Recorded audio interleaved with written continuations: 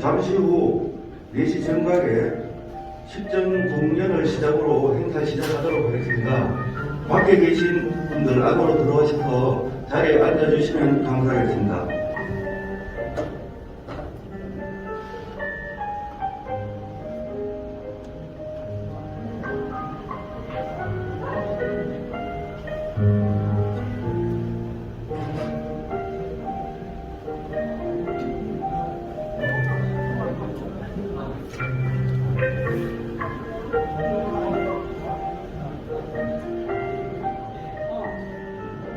전역에서 오신 시민들과 당원 동지 여러분 환영합니다. 저는 오늘 정봉주 교육연수원장님의 소청 강연의 사회를 맡은 더불어민주당 경북도당 교육연수위원장 박창원입니다. 인사드리겠습니다. 오늘 휴일이고 날씨도 쌀쌀한데 이 강연에 참석해주신 여러분들께 진심으로 감사드립니다. 또한 오늘 강연회를 위해서 많이 도와주신 구미 가벌지역위원회에도 감사드립니다. 오늘 강연회가 시민들과 당원동지 여러분들께 유익한 시간이 되길 바랍니다. 먼저 식전 공연을 보시도록 하겠습니다. 구미에 거주하는 초등학생 4명과 중학생 1명으로 구성된 오케스트라입니다. 나와주십시오.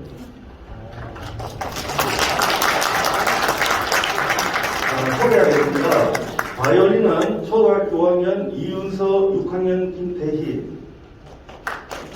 비올라 6학년 안시연, 첼로는 초등 5학년 김규리, 베이스 중학교 3학년 이아현. 이상 다른 학생들의 공연입니다. 공명은 조금 어렵네요. 모차르트 아이네 클라인의 나하트 무지크 3악장 미뉴에트입니다. 큰 박수 부탁드립니다.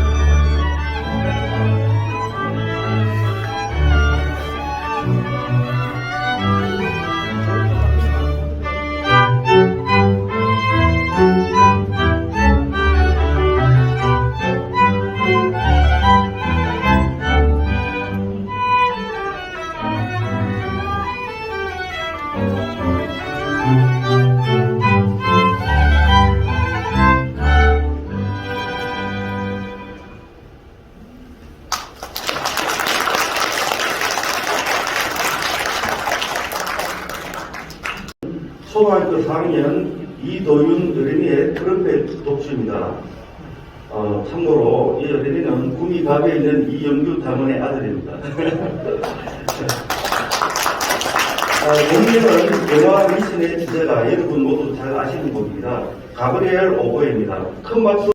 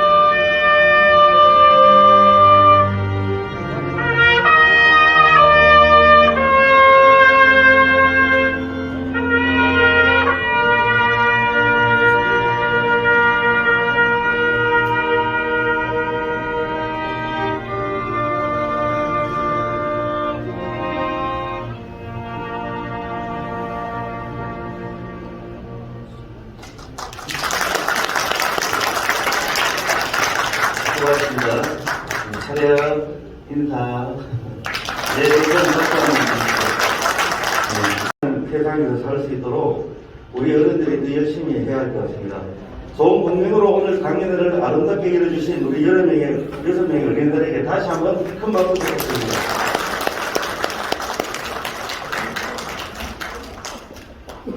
오늘 강연회는 코로나19 예방을 위해서 마스크를 착용한 상태에서 진행됩니다. 불편한 점이 있으시더라도 양해해 주시고, 원활한 강연의 진행을 위해서 소지하신 휴대폰은 진동이나 모음으로 부탁드립니다. 먼저 국민의례가 있겠습니다. 장례에 계신 모든 분들은 단상의 국기를 향하여 이어서 주시기 바랍니다.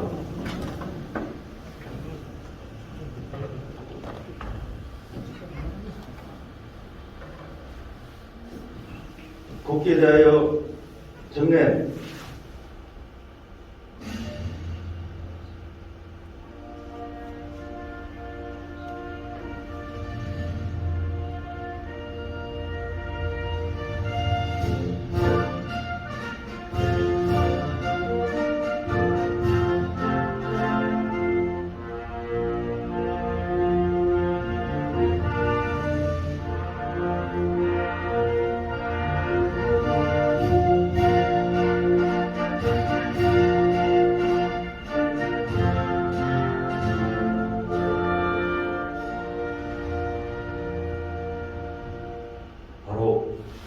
다음은 우리나라의 민주주의와 조국의 평화통일을 위해 헌신하다 먼저 가신 호국 민주영웅들과 고 김대중 노무현 대통령님을 드리는 묵념을 올리겠습니다.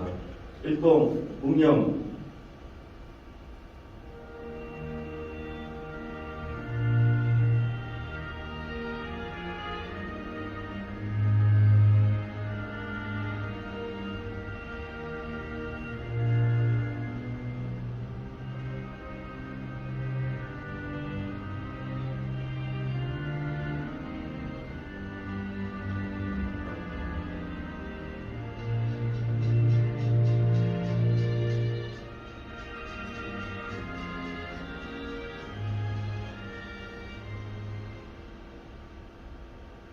바로 자리에 앉아주시기 바랍니다.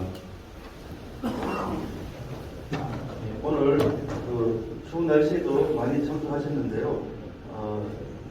오늘 오신 네 분들 소개해드리겠습니다. 일어나서 간단하게 목례하시면 되겠습니다.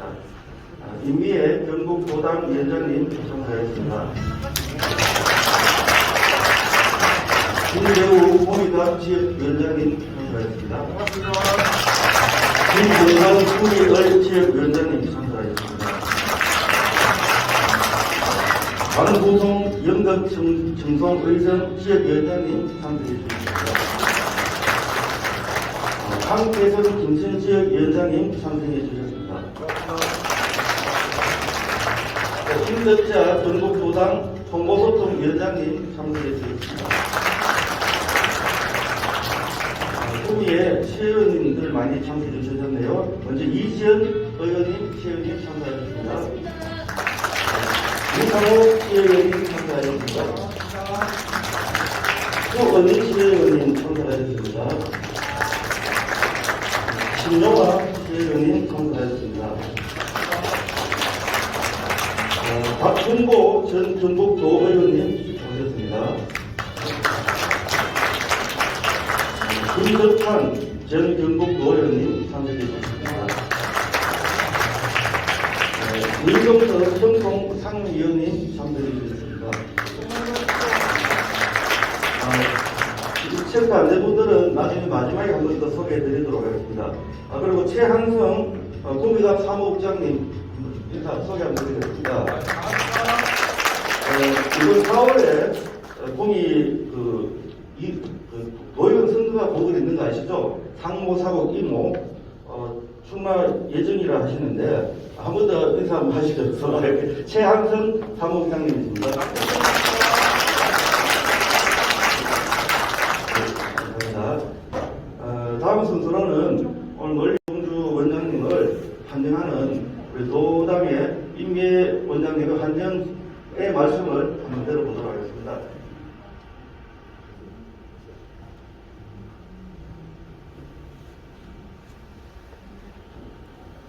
마스크 빼고 인사드리겠습니다. 반갑습니다. 경북도당위원장 김혜입니다.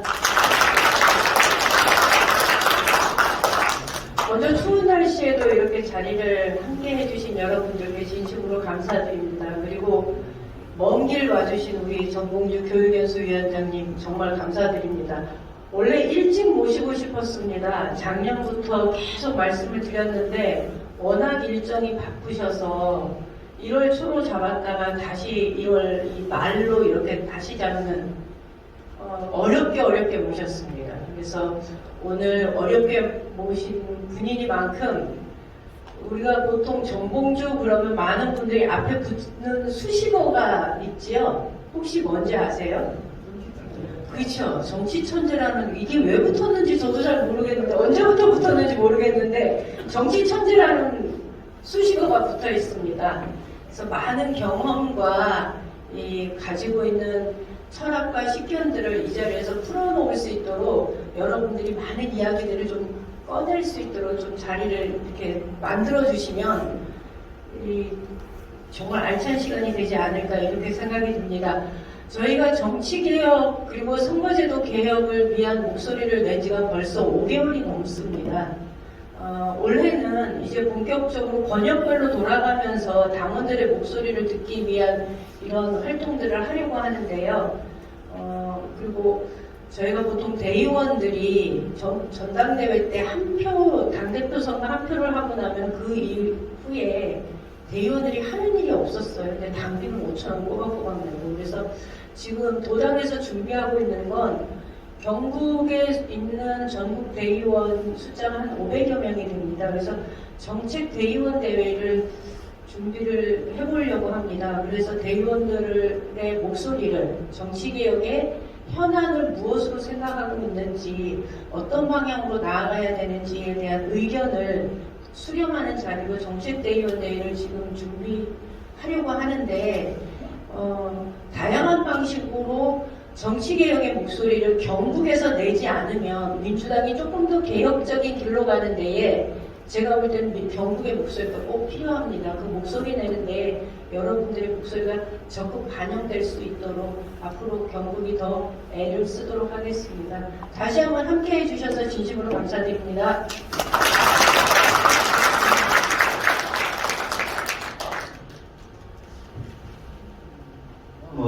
구미의 회와 인사 말씀 듣도록 하겠습니다. 먼저 구미 갑의 김재우 위원장님 앞으로 모시겠습니다.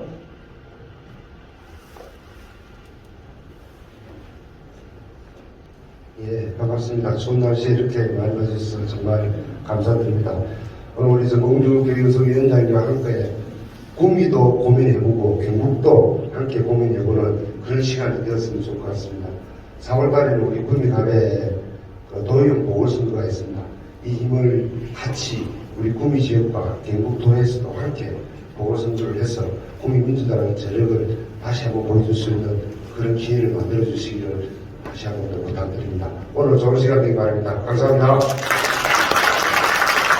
다음 정혜준 위원장. 예, 설 잘 세셨습니까?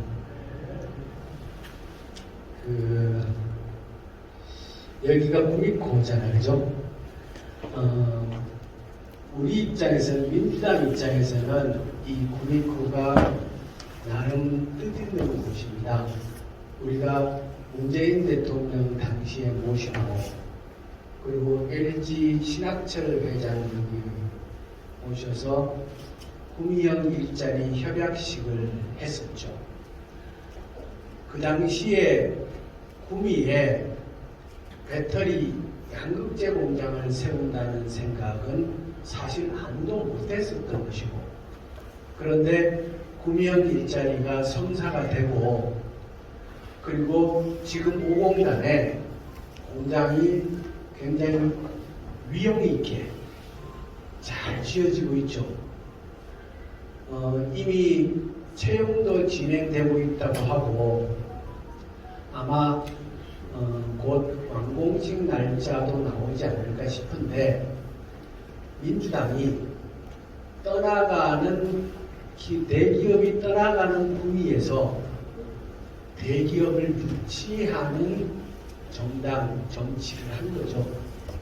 그래서 여러분들과 함께 당시 장세영 시장님 계셨습니다만 다 함께 힘을 합쳐서 이룬 것이고 또한 이 구미코에서 해서 이 자리가 더 새롭게 다가옵니다.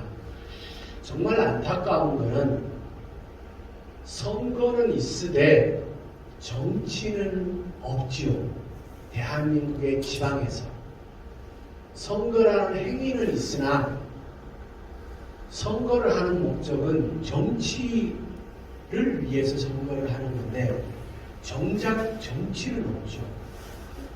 왜냐고 하면 당연히 정치는 여야가 있어야 되고 상대가 있어야 되는 것인데 서쪽도 그렇고 동쪽도 그렇고 선거가 끝나면 상대가 없죠.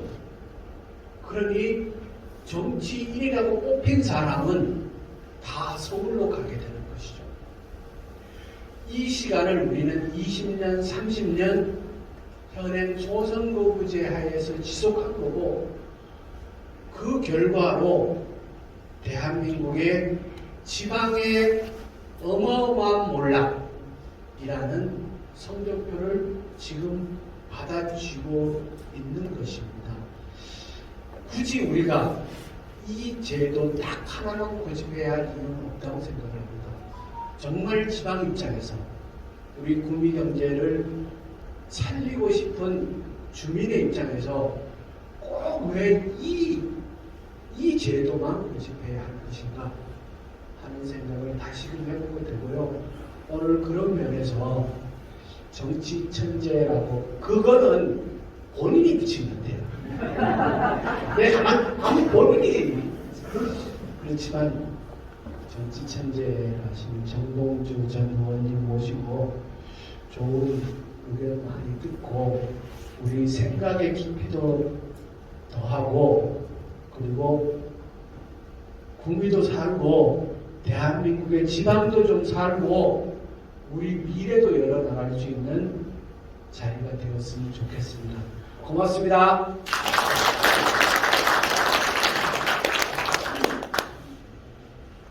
예, 많이 기다리셨습니다. 이제 정봉주 원장님께 속 시원한 말씀을 듣는 시간을 갖도록 하겠습니다. 앞으로 모시겠습니다.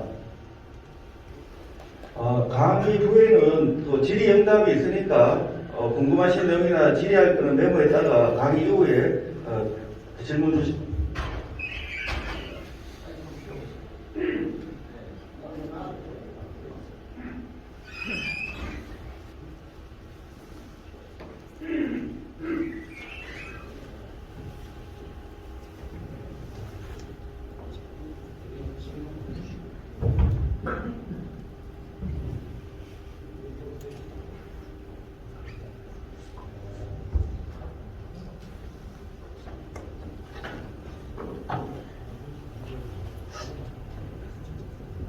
안녕하세요. 반갑습니다. 많이 들어오셨네요.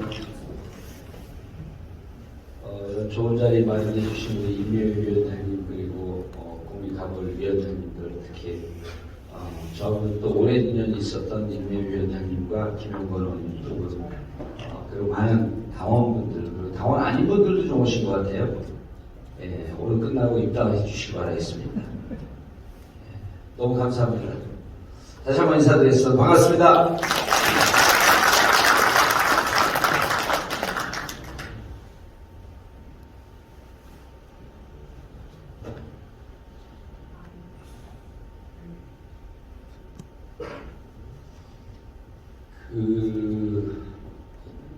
공도사라는 별명은 김어준 씨가 져준 거고요. 그리고 정치 천재는 생활을 진행하는 푸른 나무님이 져주신 건데 그 이후에 이제 YTN에서 알고리즘이라고 하는 프로그램을 계속 하고 있었는데 공중파에서는 이제 처음으로 알고리즘에서 공식으로 정치천재 정봉주 이렇게 소개해서 전 세계에 퍼진 겁니다. 대한민국에만 퍼진 게 아니고 전 세계에 퍼졌습니다. 왜냐하면 해외 교민들이 이번에 LA를 다 갔다 왔더니 코리아타운에서 식당에서 만났는데 정치천재가 이게 웬일이세요? 그게 전 세계에 퍼진 거 맞습니다. 재미없어요? 여러분 오늘 사우나 나오셨습니까? 왜 이렇게 인상들 팍팍 쓰고 앉아 계세요? 여러분 정치는 즐거운 겁니다. 김영건 위원장님께서 의원님께서 방금 말씀하셨지만 정치가 실종된 사회는 미래가 없습니다.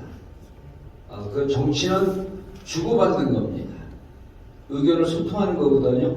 그래서 오늘 저는 약 한 시간 정도, 원래 오늘 강의 내용만 하면 강의 내용은 2시간짜리예요. 1시간 반 정도. 근데 한 1시간 정도 마치고 질의응답을 좀 받으면서 여러분들하고 토론을 좀 해볼 생각입니다. 오늘 제가 드리는 말씀 중에 95%쯤은 여러분들이 이미 알고 계신 거예요. 근데 여러분들은 이게 분절분절로 이렇게 좀 흩어져 있어요. 이걸 어떻게 조합을 잘할 것인가, 구슬도 서말이어야 서말이지만 꿰어야 오배가 된다. 그러니까 오늘 저하고 말씀을 나누시면 저게 이렇게 연관된 거구나. 내가 알고 있었던 거를 왜 주위에서 국힘을 지지하는 사람들한테 왜 설득을 못 시켰나? 그 중도층 분들에게 왜 민주당이 더 훌륭하고 왜 이 제도가 훌륭한지 내가 왜 얘기를 못했던가 하는 게 이제 오늘 해법이 다 나옵니다. 그런데 이제 제가 새로 얘기하는 거를 말씀드리면 여러분들이 복잡해져요. 새로 배워서 그걸 갖고 있기가 힘이 듭니다. 그런데 여러분들이 알고 계신 내용을 중심으로 말씀을 드리겠습니다. 그러면은 오늘 끝나고 나면 저게 좀 이제 이해가 되는 이렇게 되실 거고요. 전체 보면 이제 앞에 한 5쪽 정도는 민주당에 대한 얘기입니다. 민주당에 대한 얘기이기 때문에 민주당은 아니신 분들도 그래도 민주당의 적극적인 지지의 뜻을 갖고 있고 또 정치 고관 조직이기 때문에 같이 좀 의논하는 데 의미가 있다고 생각합니다. 요거 때문에 뒤에 안 보이시나요? 요쪽으로 조금만 이렇게 됐습니다. 원래 이제 오늘 결론 부분은 그 선거 제도에 대한 얘기를 좀 해줘야 돼요. 그런데 사실은 지난번 윤석열 대통령이 신년 기자회견 했을 때, 인터뷰했을 때 중대선거구제 얘기가 나오는데 제가 그때 미국에 있었는데 당의 지도부가 전화가 와서 제가 중대선거구제 얘기하고 다니는 거를 알고 있으니까 그 얘기를 좀 안 해줬으면 좋겠다. 그래서 속으로 중대선거구제는 나보다도 인명위원장이 더 많이 하고 다니는데 강원도당 위원장이 김우영 의원이 더 많이 하고 다니는데 왜 나한테 얘기를 하지? 어쨌든 당의 입장에서 좀 불편했었던 것 같아요. 민주정당의 모습이 아닙니다. 불편해도 얘기해야 됩니다. 그래야지 장단점을 구분하고 더 나은 미래로 나갈 수가 있는데요. 자, 근데 오늘 민주당의 강령이라는 게 있습니다. 강령인데요. 여기 당원분들도 그러고 민주당을 지지하는 분들도 별로 관심이 없습니다. 근데 강령이라고 하면 민주당의 가치와 비전을 얘기하는 거예요. 정체성이거든요. 여러분들에게 묻습니다. 당신은 뭐 하는 사람이에요? 당신은 누굽니까? 그럼 뭐로 답변을 해야 되죠? 내 출신 성분을 묻는 건가? 나는 봉화정시 경북 봉화 출신인데 삼봉 선생이 27세 손인데 그걸 묻는 건가? 뭐를 묻는 거지? 여러분들에게 당신은 누굽니까? 라고 물어보면 정체성을 묻는 거죠. 그럴 때 가장 중요한 게 너는 무슨 생각과 무슨 이념과 철학을 갖고 있나? 라고 하는 걸 묻는 겁니다. 민주당에게 민주당은 누굽니까? 민주당은 뭡니까? 라고 하게 되면 민주당의 정체성을 묻는 거죠. 그럼 민주당의 정체성 어디에 표현이 되냐면 강령의 표현이 됩니다. 그러니까 정당 강령은 중요해요. 정당이 존재하는 이유입니다. 근데 사실 우리는 보면 정당 강령을 별로 중요하게 생각하지 않아요. 유럽의 정당들은요, 정당이 강령이 자주 바뀌지 않습니다. 우리 2년에 한 번씩 바뀌어요. 왜냐하면 당대표 뽑을 때마다 바뀝니다. 근데 15년 전이나 20년 전의 강령이나 지금이나 똑같아요. 문구만 바뀝니다. 근데 유럽의 정당, 미국의 정당은 강령이 바뀌면 그 강령에 기초해서 입법 활동이 이루어져요. 강령이 대단히 중요합니다. 근데 우리는 강령이 중요하지 않은 이유가 지역적 기반에 기초한 정당, 호남에서 민주당 찍고 영남에서는 국힘 찍고 이렇게 지역적 기반에 근거하다 보니까 강령이 별로 중요한지 몰랐어요. 그리고 그 전에 삼김 시대에는 지도자의 리더십에 근거해서 정당이 유지가 되기 때문에 이런 문화적 한계가 있어서 강령이 중요하지 않았습니다. 그런데 이제는 민주당이 희망이 생기기 시작했어요. 국힘도 희망이 생기기 마찬가지입니다. 국힘은 언제 때부터 희망이 생기기 시작했냐면요. 2021년 이준석이 나올 때부터 국힘의 당원들이 늘기 시작해요. 20대 남성들을 중심으로 당원이 늘어납니다. 그들이 20대 여성들하고 젠더 갈등, 여성 남녀 갈등을 하긴 하지만 어쨌든 과거의 국힘 당원들하고는 성격이 좀 다릅니다. 그건 이른바 이제 신우파라고 얘기해요. 조직화되기 싫어하고 좀 자유주의적 사고를 갖고 있고 조직화하자고 하면 반대하고. 그런데 민주당은요, 국힘보다도 훨씬 더 희망이 생기기 시작했습니다. 민주당원이 그전에는 선거 때 선거를 앞두고 입당원서를 받았고 경선에 써먹으려고 입당을 시켰는데 당원의 질적 변화가 생기기 시작했어요. 언제부터 변하기 시작했냐면 2012년에 한명숙 총리가 당대표 나올 때 그때부터 온라인 당원이 늘기 시작을 했습니다. 수도권을 보면요, 온라인 당원으로 들어온 당원들이 50%가 다 넘습니다. 그래서 과거처럼 조직됐던 당원들이 숫자가 50% 미만으로 떨어졌어요. 그들은 어떤 성격을 보이냐면 억지로 당원 가입해주세요 한 분이 아니고 본인들이 이 강령과 철학의 중요성을 인식하고 민주당의 뜻을 중요시하면서 적극적으로 입당한 사람들입니다.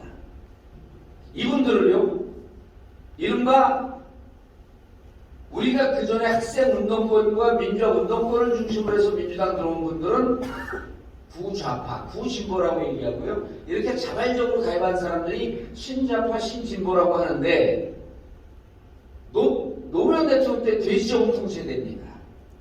이때는 많지 않았었어요.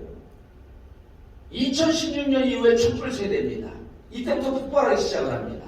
이번에 이재명 대통령 떨어지고 난 다음에 개딸, 개혁의 딸들이죠. 양아들, 양심의 아들이죠. 이분들이 현재 당에 보면요, 100만 권리당원 중에 스스로 자발적으로 입당한, 이때 입당한 사람이 30만 명입니다. 이분들은 안 빠져나가요. 그리고 그 전에 촛불 세대 때 들어온 분들이 약 한 20에서 25만 명쯤 됩니다. 그래서 막 종이당원으로 가입하던 당원들보다도 이번 내년 24년에 이제 경선을 해보면요, 수도권에서 아마 종이당원으로 가입된 당원들이 별로 힘을 못 쓸 거예요. 누구? 신좌파, 신진보, 촛불세대, 이재명 대선 세대들이 들어와서 그들이 당을 주도적인 역할을 하고 있기 때문에 이제는 민주당에 당원의 질적 변화가 생기고 강령을 중요시하고 철학을 중요시하는 민주당의 변화가 생기기 시작했다. 즉 희망이 보이기 시작했다. 이렇게 말씀드릴 수 있습니다. 자, 민주당은요, 이거 뭐 다 아는 얘기니까 독립운동을 중요시하고요. 독립운동 대한민국 임시정부로 1919년입니다. 이걸 뭐 경북에서 좀 얘기해 주세요. 자, 요 정도까지만 말씀드리겠습니다. 이념과 가치는 민주평화. 그 다음에 민주당은 지금 여전히 김대중 대통령 시대 때 주장하고 있었던 중산층과 서민의 정당을 표방하고 있고요. 자, 2010년 이후부터는 이제 민주당을 진보당이라고 얘기해도 됩니다. 진보적 가치를 기조로 한, 그러니까 이제 민주당은 뭡니까? 라고 물어보게 되면 중산층과 서민의 정당입니다. 그리고 진보 정당입니다. 이렇게 얘기해도 돼요. 왜냐하면 2010년 뉴민주당 플랜에 진보적 가치가 들어오기 시작합니다. 그래서 뭐 유럽으로 보면 우리가 보수 정당이다 이런 얘기 안 해도 되고 누군가가 묻습니다. 민주당 무슨 정당이에요? 중산층과 서민의 정당. 그리고 민주당은 중도 보수를 포괄하는 진보 정당이다 이렇게 얘기해도 됩니다. 자, 이 정도까지 얘기하면 철학적인 측면이니까 졸기 시작해요. 뭔 얘기를 저렇게 쓸데없는 얘기를 오래 하고 있나. 자, 정치 분야, 외교안보 분야 이렇게 쭉 되어 있죠. 자, 그러면 이제 묻습니다. 민주당과 국힘이 도대체 무슨 차이가 있죠? 왜 우리 민주당을 지지해야 되고 왜 우리 국힘을 지지해야 되고 민주당이 국힘보다 더 나은가요? 민주당이 정권을 잡으면 세상이 좀 바뀌는가요? 이렇게 묻죠. 국힘이 훌륭하다고 생각하시는 분 손 들어보세요. 아, 그런 분들은 안 왔겠네. 근데 여러분, 국힘과 민주당이 정확히 구분이 되나요? 어렴풋이 구분이 될 겁니다. 이거는 학자들도 잘 구분 못하는 사람들이 많으니까 여러분들이 내가 구분이 잘 안 돼. 괜찮습니다. 오늘 저하고 이제 토론하고 난 다음에 구분하시면 됩니다. 자, 이번에 세월호 참사가 12구 이태원 참사가 났을 때, 그 다음 세월호 참사가 났을 때, 여러분이 어떻게 생각을 했는지 한번 여러분 생각을 들여다보기 시작합니다. 여러분들은 세월호 참사 기사를 못 봤어요. 이태원 참사 가보면, 현장을 가보면 159명의 학생들이, 젊은 20대, 30대들이, 10대들이 선자리에서 목숨을 잃었습니다. 생각만 해도 끔찍하거든요. 그런데 국힘에서요, 이렇게 비판을 합니다. 국힘 지지자들이. 2014년 4.16 때, 세월호 참사 때, 소풍 가다 죽은 애를 왜 국가에게 자꾸만 책임을 묻죠? 수학여행 가다 죽은 아이들인데. 그리고, 비행기 타고 갔으면 됐죠. 왜 배를 타고 가죠? 근데 얼핏 들어보면 그럴듯한 것 같아요. 아니, 미국 애들 귀신놀이 하는 할로윈 데이 때 나가서 죽은 애들을 왜 국가가 책임을 져야 돼요? 엄마 아빠가 나가서 논다고 하면 위험할 것 같으니까 엄마 아빠가 말렸어야 되는 거 아니에요? 부모가 말리지 못한 걸 왜 윤석열한테 뭐라 그럽니까? 이렇게 비판하죠. 여러분들 공감합니까? 공감하세요? 여러분들은 어떻게 얘기하냐면요, 이렇게 얘기합니다. 그 세월호 배를, 그렇게 안전성에 문제가 있는 배를 안전점검도 제대로 하지 않고 계속 허가의 연장을 해준 안전불감증이 이런 사고를 만든 거 아니야. 그리고 사고 났을 때 해경은 왜 이렇게 이상한 행동을 했지? 이건 제도적 문제 아니야? 미리 10월 29일 날 윤석열 대통령 용산을 경비할 사람을 미리 뺐으면, 전년도처럼 미리 뺐으면 이런 사고가 나지 않지 않았어.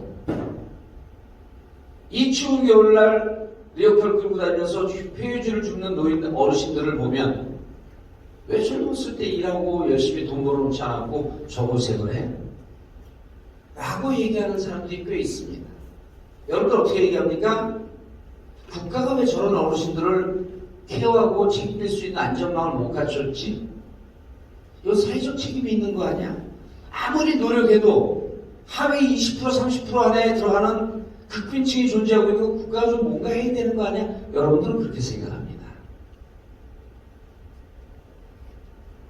여러분들은 이 사회에 문제가 생길 때 공동체에 먼저 책임이 있다고 봅니다. 그리고 국힘은 개인의 책임으로 돌립니다.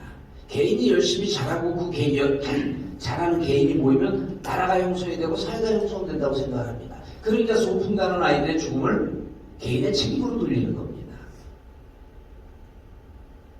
자, 여러분들은 공동체예요. 집단의 가치를 중시합니다. 국힘은 개인 지상주의예요. 자, 그럼 공동체와 개인이 어느 게 더 낫죠? 여기까지 잘 생각이 안 됩니다. 공동체가 날 때도 있고 개인이 날 때도 있습니다. 국힘이 난가 민주당이 난가? 자, 그러면요,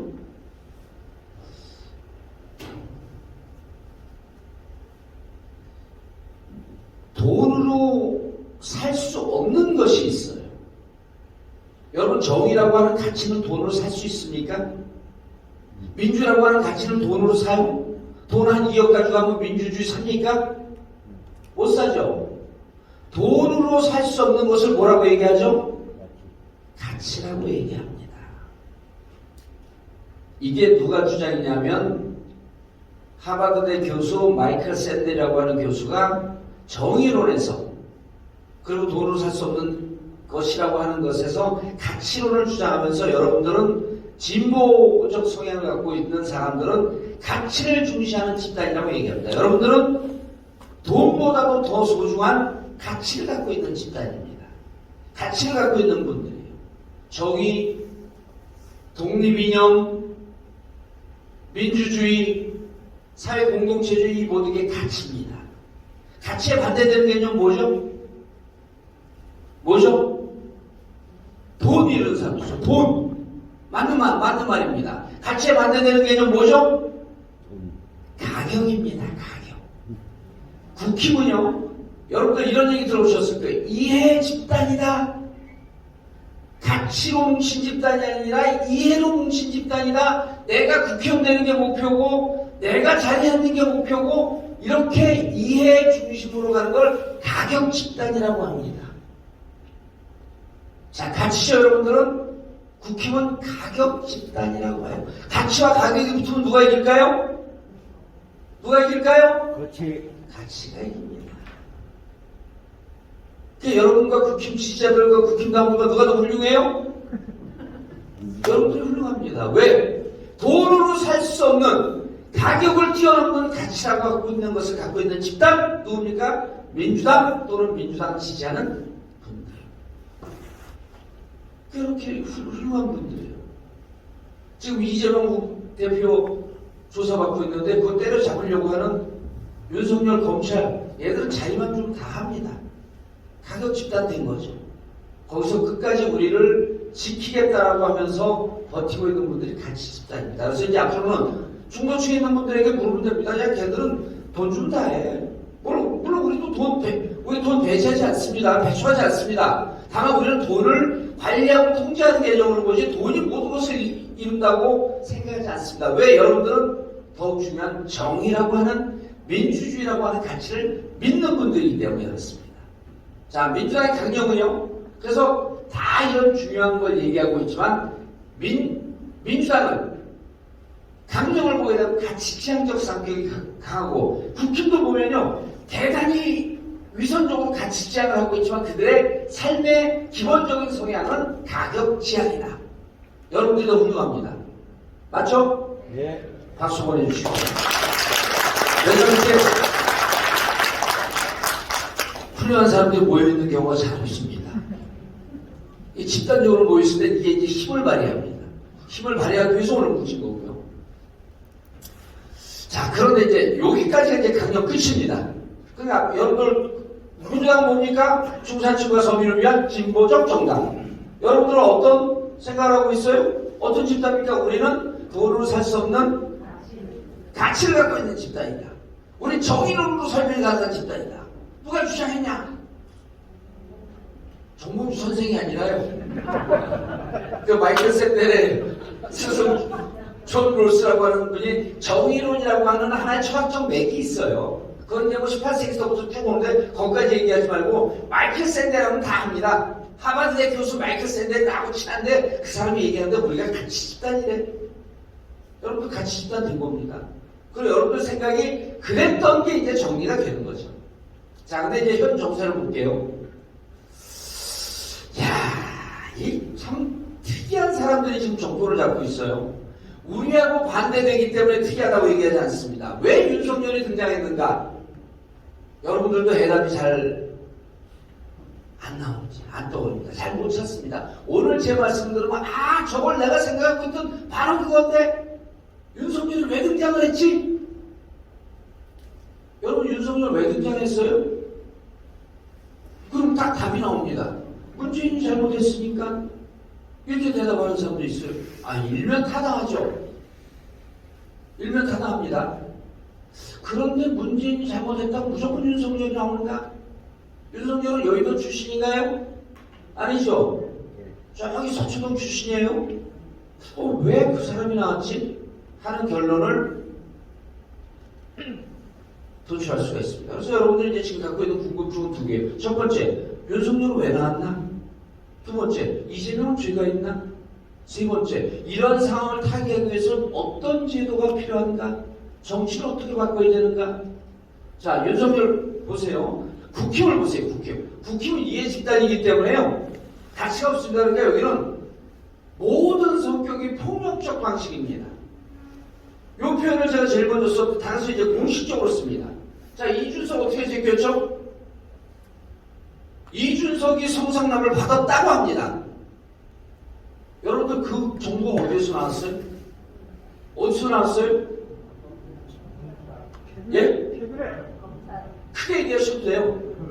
검찰, 캐비넷, 또 유튜브, 또 다정당. 어디서 나왔어요? 제일 먼저 폭로한 게 강용석의 가세현이었습니다. 가세현은 어떻게 알았죠? 교활한 놈들이에요. 언론 보도되게 되면 이게 허위사실 명예훼손을 걸 것 같으니까 책임성이 좀 덜한 유튜브에다 먼저 흘린 겁니다. 가세현에서 했는데 8년 전 대전 가서 술집에서 술 먹은 게 어떻게 알았죠? 아까 어떤 분이 얘기했죠? 캐비넷의 등을 누가 꺼냈어요? 그때 대전지검장이 윤석열 오른팔입니다. 그렇죠? 그분이 지금 어디가 있어요? 대전 보검장에 가 있어요. 대전지검에 있을 캐비넷 정보가 왜 나왔을까? 이준석이 말을 듣지 않으니까 추정입니다. 이거 녹음되고 있어요. 추정입니다. 이준석이 말을 듣지 않으니까 흘렸는데 제일 만만한 가세현을 통해서 흘린 거죠.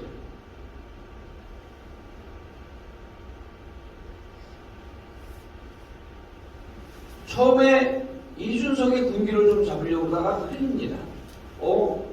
성상남, 그런데 그때부터 뭐 전국 당원대회가 800명 모아갖고 2번씩 하면서 당규를 바꾸더니 결국 이준석을 아웃시킵니다. 근데 이준석 때문에 그런 줄 알고 해서 깜빡깜빡 잊어먹잖아요. 봤더니 이전의 역사를 봤더니요. 2008년도에 친박연대라고 하는 게 떠갖고 13명이 당선이 돼요. 세상에 정당 이름 친박연대 맞습니까? 친박연대가 왜 떴죠? 이명박이 공천 학살을 합니다.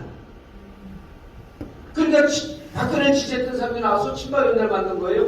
2012년에, 이거 2016년입니다. 진박 간별사관계 만들어줘서 2016년에 특히 대구, 경북, 부산, 경남 쪽에 개소식을 하는데 최경환이 나타나지 않으면 진박이 아니에요. 그런 사람들 다 공천해서 날립니다. 공천 학살. 이 사람들은 이렇게 폭력적 방식으로 하네. 이번에 전당대 나경원, 여러분들 방송 다시 돌려보세요. 나경원 출마한다라고 예측했던 평론가들이 95%입니다. 정봉주 혼자만 끝까지 나경원 출마 못할 것이다. 왜? 이걸 알면 못합니다. 나경원 지금 처음 비서실장까지 나와서 나경원을 조지잖아요. 그 민주당은 이렇게 못합니다. 나경원 계속 출마한다고 선언했어봐요. 뭐가 터졌을까요? 나경원 부동산 문제 터졌습니다. 대장동에 나경원 친인척 중에 하나가 무슨 건물을 갖고 있다고 해요. 김한배가 입력하면 큰일 날 것 같습니다. 추정입니다. 소설입니다, 여러분. 소설 들어주세요, 그냥. 세 번째, 여기부터 소설 아닙니다. 나경원 아들이 서울대 있을 때 해외에 있다 들어갔고 서울대에서 교수들도 쓸 수 없는 논문에 공저자로 이름을 올립니다. 자, 그 문제 터졌을 때 윤석열 중앙지검장 검찰총장 나경원 딸 성신여대 입학하는데 입학 규정이 바뀝니다. 그대로 10개 이상을 고발을 했는데 그때 검찰에서 수사를 해야 되는데 누굽니까? 윤석열 중앙지검장, 윤석열 검찰총장. 수사를 제대로 했을까요? 안 했지만 그 자료는 역시 캐비넷에 있습니다. 나경원 의원이 60억짜리 건물을 사갖고 50억 은행 융자를 했다고 하는데 실제로 대통령실에서 조사해보니 80억짜리 건물에 70억을 융자를 받았다는 거예요. 이게 기사를 사서 쫙 퍼집니다. 그래서 제가 방송에서 이렇게 얘기를 해요. 나경원 신상털이에 들어간다. 신상털이에 들어가면 나경원 정신세 끝난다. 이미 끝났습니다. 동작 의뢰요. 나경원 공천 못 받습니다, 내년에. 여러분들 여러분 적어두셔야 돼요. 정봉주의 예언. 동작을 해서 나경원 공천 못 받는다고 하네. 김현철의 아들 김인표 공익 보냅니다. 누구죠? 김영삼 대통령의 손자. 32살, 지금 33살. 청와대 대통령실 정무실에 행정관으로 있어요. 자, 이렇게 이상한 짓을 하는 집단들이에요. 그래서 이제 비윤과 반윤을 다시 해고했죠. 자, 3월 8일 전당대회에서 뭐 안철수 어쩌고 헛소리 하는 분들 계세요? 무조건 김기현 됩니다. 왜요? 어리버리 하잖아요. 시킨 대로 하잖아요. 그리고 김기현이라고 쓰고 누구라고 있습니까? 장재원이라고 있습니다. 장재원이다 합니다. 그리고 이미 김기현은 대통령실에다 나는 공천권 행사하지 않겠습니다 라는 각서를 썼을 것으로 추정됩니다. 그러면은 지금 검찰 출신들이 요직에 나와 있는 사람들이 한 56명쯤 된다 그래요. 그 사람 여기 대구 경북하고 부산에 쫙 공천합니다. 강남 서초동에 쫙 공천합니다. 왜? 윤석열 퇴임 이후에 국힘을 장악하고 있어서 국힘이 자기를 디펜스해야 되는데 정치인들 아무도 못 믿어요. 검찰 출신들만 믿습니다. 그들이 자기를 지켜주기 위해서 친윤 검찰당을 만드는 게 목표입니다. 자, 야당 지금 이렇게 얘기해요. 조중동 보세요. 기사가 이렇게 나옵니다. 기소되면 당대표를 그만둬야 된다. 누가 지들한테 물어봤어요? 요거 요즘 애들이 아무 안 궁금해요. 물어보지 않고 궁금하지 않습니다. 당대표가 기소되든 말든 그만두든 말든 건 누가 결정하죠? 여러분들이 결정하는 겁니다. 왜 조중동이 날지요?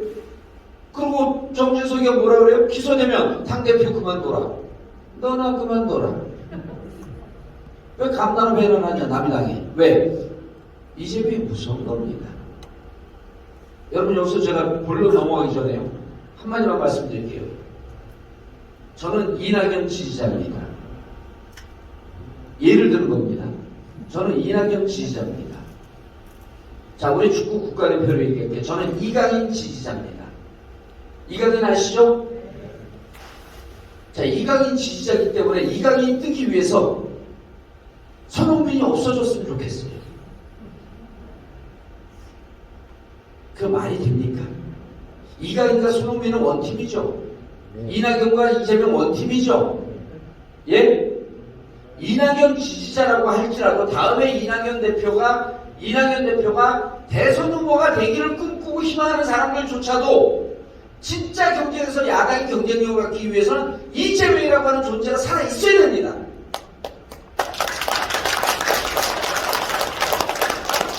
이낙연 입장에서도 이재명이 필요하고 이재명 입장에서도 이낙연이 필요합니다. 이게 손흥민도 필요하고 이강인도 필요한 이치하고 똑같습니다. 내가 지지하지 않는다고 해서 죽어줬으면 좋겠다? 손흥민 없는 국가대표 생각해봤나요? 국대팀? 안 되죠. 마찬가지로 지금 이재명이 설사 내가 지지하지 않았다고 할지라도 앞으로 민주당이 이기는 레이스에서는 꼭 있어야 할 존재입니다. 내가 이낙연을 지지하지 않았다고 할지라도 이낙연이라고 하는 존재는 같이 경쟁을 하면서 가져야 되기 때문에 꼭 있어야 됩니다. 그래서 내가 누구를 지지한 것과 무관하게 누구든 그 사람은 민주당의 자산이라고 하는 것에 대해서 여러분들은 폭넓게 포용적으로 동의해 줘야 됩니다. 누구 지지하는 게 중요하지 않습니다. 그분이 다 민주당의 소속입니다. 그렇기 때문에 야당 존재를 부정을 하고 지금 출범한 지 10개월 된 정부거든요. 야당 대표를 한 번도 안 만났습니다. 한 번도 전화 통화를 안 했습니다. 이거는요 역대급이에요. 여러분 이재명을 죽이려고 하지만 한편으로는요 윤석열 대통령 입장에서는 이재명하고 통화 못합니다. 왜? 미천이다 까지잖아요. 잘 모르잖아요. 쪽팔리니까 안 하는 겁니다. 곧 죽일 것 같다고 자기는 믿는 겁니다. 자, 검찰공화국의 재생산 두고 보세요. 악착같이 한 놈입니다. 지금 홍준표가 윤석열을 지지하는 듯한 발언하잖아요. 윤석열 홍준표 믿을까요? 믿기는 개뿔 뭘 믿어요? 다 배신자인데. 자, 결국 전면적 대치라는 극한적 정치 상황이 지금 벌어지고 있는 상황인데 그럼 궁금합니다. 이재명 대표 간단하게 한번 넘어갈게요. 법적으로 들어오면 여러분들 복잡해 줍니다. 자, 변호사들 또 요 말을 잘 모릅니다. 이 말을 잘 몰라요. 이거는 만주 변호사인 정봉주만 압니다. 제가 83년서부터 시작했고 지금 40년째 수사를 받았어요. 얼마 전까지. 그러니까 변호사님도 감옥을 갔다 와봐야 돼. 그래야지 제대로 합니다. 저는 뭐 수시로 갔다 왔으니까. 우리 김영건 의원님도 다녀오셨죠? 학생운동하면서 다녀요. 서울대 대장이었거든요.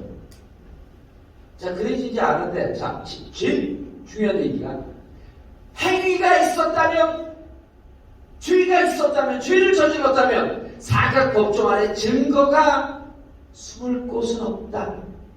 이게 잘하는 변호사들의 주장이에요. 이재명 계속 몰아붙입니다. 제가 당에서 물레방아식 수사라고 해서 그 얘기 없애라고 했어요. 20대, 30대는요, 물레방아하면 상상이 안 됩니다. 본 적이 없으니까. 그래서 제가 카드깡 돌려막기식 수사라고 했어요. 2030도 카드깡은 다 해봤거든요. 돌려막깁니다. 이 카드가 안 되면 저 카드 안 되면 이 카드. 자, 15개월에서 150명의 특수검사를 다 투입했습니다. 서초동 요즘 변호사도 굶어 죽어요. 사건이 없어요. 왜? 전체 검사가 이재명한테 다 투입됐습니다. 간단한 형사사건만 합니다. 형사사건이 뭐 돈인데요? 특수사건 해이지 돈이 되죠. 이렇게 15개월을 150명의 특수검사를 투입했는데 증거 봤습니까, 여러분? 증거 봤어요? 모든 언론은 조중동을 다 뒤져보세요. 티조 채널에 다 뒤져보세요. 증거가 나왔다라고 하는 것은 없습니다. 이번에 김성태 쌍방울 회장 귀국할 때 저만 유일하게 이렇게 얘기했습니다. 변호사비 대납 사건이 이미 끝났다. 왜? 우리 당에 있었던 이태용 의정부 차장 출신의 변호사를 탈탈 털었습니다. 사무실 2번 압수수색, 집 1번 압수수색, 본인 계좌, 집 부인 계좌까지, 장모 장인 계좌까지 탈탈 털었습니다. 20억이 어디서 나와요? 안 했는데. 김성태 들어오면서 변호사비 대납? 흔적도 없을 것이다. 김성태 구속시켰어요? 구속영장에 변호사비 대납이 있습니까? 없습니까? 여러분들 복잡한 보도 안 보셨을 거예요? 100% 기사가 이렇게 나왔습니다. 김성태 구속영장에 변호사비 대납은 빠졌다. 왜? 없으니까요. 어디 증거가 있습니까? 그런데 진술로 유죄를 만들고 싶어합니다. 저들이. 한명수 총재 전철을 밟겠다고 했는데, 자, 그런데 언론 플레이를 너무 많이 했어요. 국민들이 너무 많이 알게 얘기했어요. 적당히 언론 플레이하고 국민들이 잘 모르는 상태에서 진술로 유죄를 만들어야 되는데 너무 많이 언론 플레이를 하다 보니까 이게 자충수가 되었고 진술로 유죄를 만들어내기는 쉽지 않은 상황이 됐습니다. 자, 그리고요, 유동규 남욱이 진술을 막 합니다. 처음 구속됐을 때와 다른 얘기를 막 쏟아보여. 그런데 유동규가 이재명에게 진짜 돈을 줬다라고 아무리 거짓말을 하려고 해도 이게 안 되는 거예요. 유동규하고 김용정지사는 친했습니다. 그러니까 무슨 얘기를 하냐면, 야, 유동규가 김용하고 정지사한테 돈을 줬어. 이렇게 주장해. 그리고 김용과 정지사를 구속시키면 이들이 구속된 상태에서 이재명이 건너갔습니다라고 포기하면서 진술할 거로 기대했던 거예요. 가장 최근에 확인한 것도 김용과 정진상을 굴복을 못 시키고 있습니다. 그럼 이재명한테 갈 게 없으니까 이 정치적 공동체는요, 여러분들하고 저하고 정치적 공동체입니다. 저는요, 이재명과 정치적 공동체예요. 여기 김영건 의원, 임명원 다 우리, 그 다음에 여기 위원장님들하고 다 정치적 공동체예요. 여기 시의원들 다 정치적 공동체입니다. 이재명이 유죄가 되는 순간 이재명과 정치적 공동체 정봉주 유죄됩니다. 제가 유죄되는 순간 오늘 제 강의 들은 여러분들 다 함께 차차차가 아니라 다 함께 감옥행입니다. 동의합니까? 정치적 공동체는 정당과 정치적 공동체예요. 이게 박근혜 때 경제적 공동체라고 하는 말 머리가 그렇게 나빠 있는 시기를. 근데 경제적 공동체 공동지갑으로 먹어준 거예요. 이걸 여기다 갖다 씁니다. 이걸 이재명을 잡겠다는 거예요. 잡을 수 있을 것 같아요? 어느 변호사한테 갖고 저하고 여기서 끝장 토론으로 붙여보라고 하세요. 뭔 얘기입니다. 그러니까 MBC에서 화요일날 밤에 우리 쪽에 남영희 변호사가 아니죠. 노영희 변호사, 그리고 저쪽에는 정미경 전 최고위원. 여긴 그 우격다짐이죠. 그 다음에 김재원. 그 정미경하고 김재원은 별명이 있어요. 정복주의 이종환 양식입니다.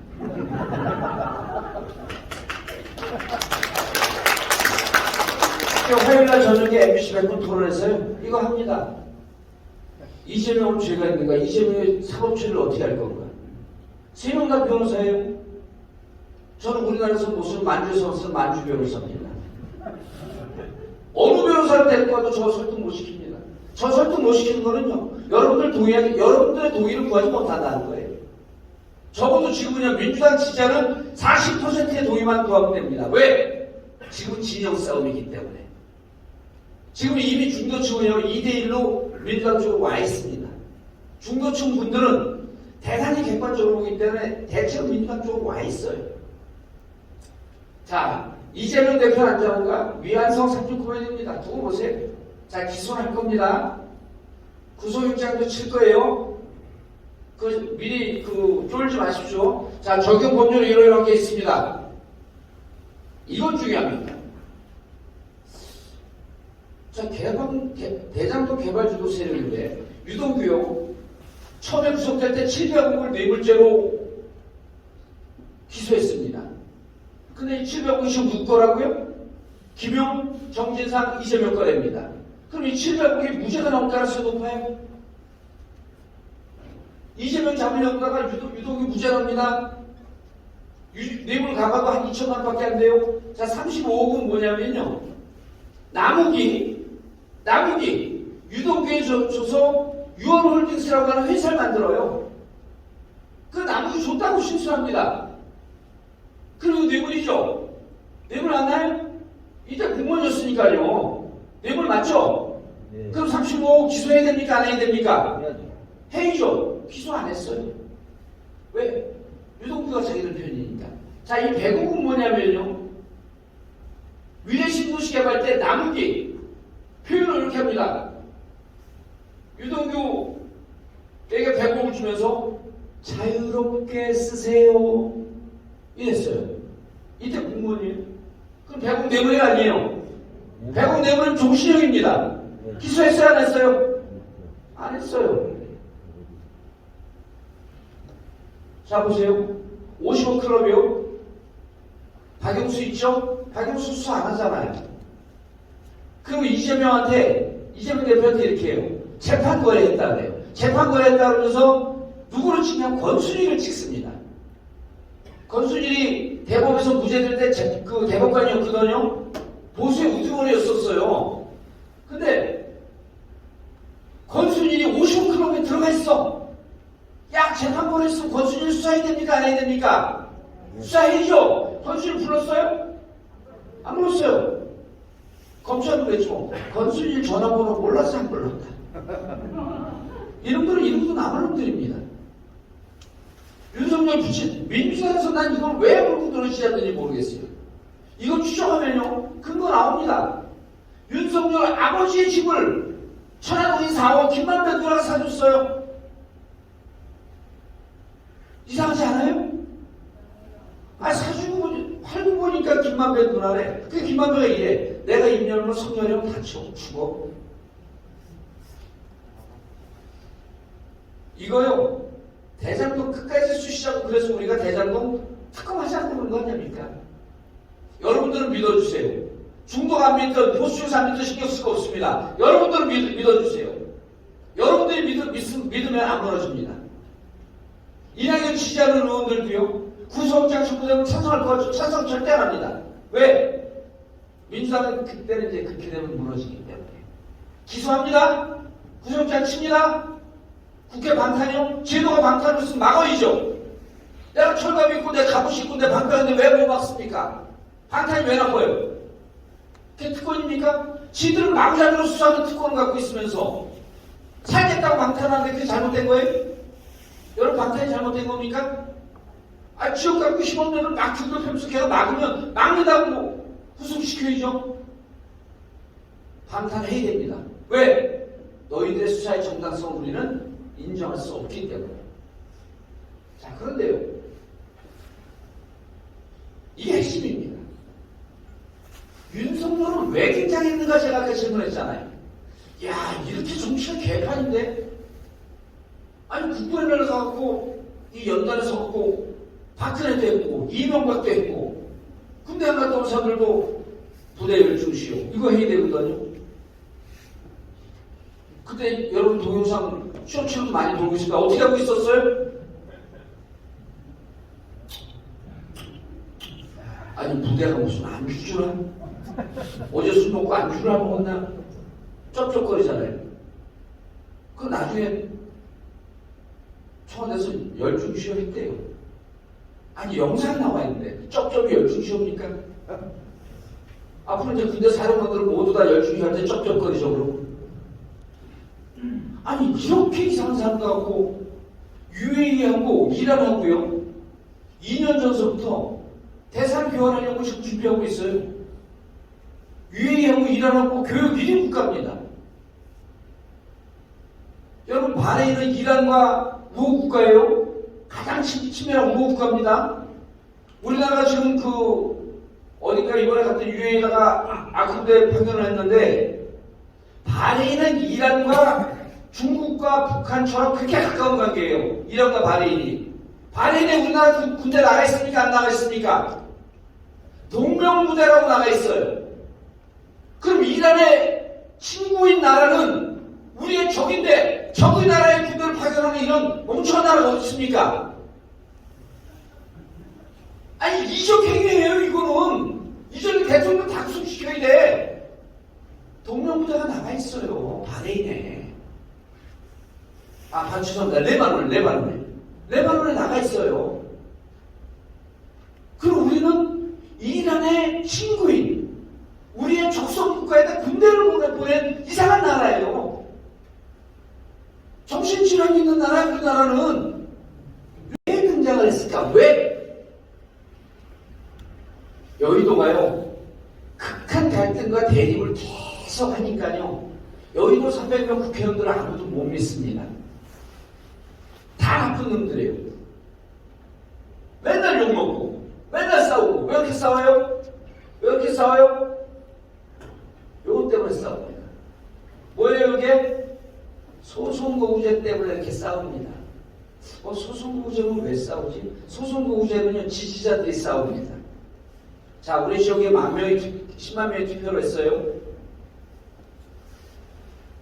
10만 명이 투표했는데, 한 사람은 5만 1표를 받았어요. 한 사람은 49,999표를 받았어요. 딱 2표 차이입니다. 한 표 차이는 안 나요. 10만 1표라고 하죠. 10만 1표. 한 사람은 5만 1표를 받았고, 한 사람은 5만 표를 받았습니다. 누가 당선이죠? 5만 1표 받아서 한 표째 때문에 당선이 됩니다. 실질적으로 그렇게 3표 때문에 당선된 사람이 있었어요. 3표 때문에 떨어진 사람, 문학진 의원, 딱 3표 때문에 떨어집니다. 그 별명이 문세표예요. 3표 때문에 떨어졌다고. 1년 동안에요, 얼이 빠져갖고요, 살지 못합니다. 근데 그분은 그렇지만, 자, 내가 찍어서 5만 표를 찍어서 떨어졌는데, 미치고 팔짝 뛰어오르시죠. 부산 가면 그런 일이 비일비재합니다. 46%, 47% 받고 떨어져요. 해운대 윤준호 47%, 6% 받고 떨어집니다.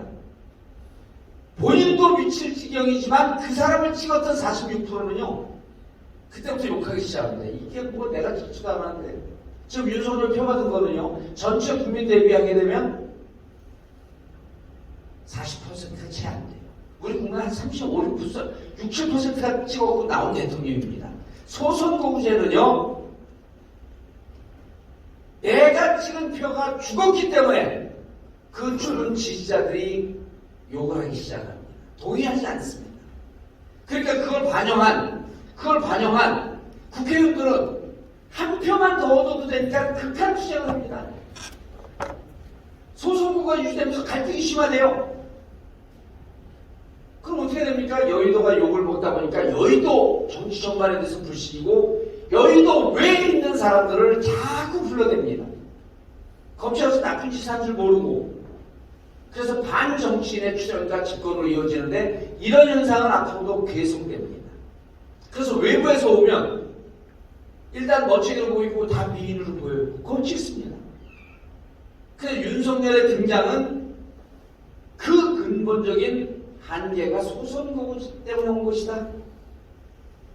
자, 정치가 부활되어야 된다라고 하는 문제뿐만 아니라 윤석열 극단적. 그러니까 지금 윤석열한테 우리는 땡큐해야 돼요.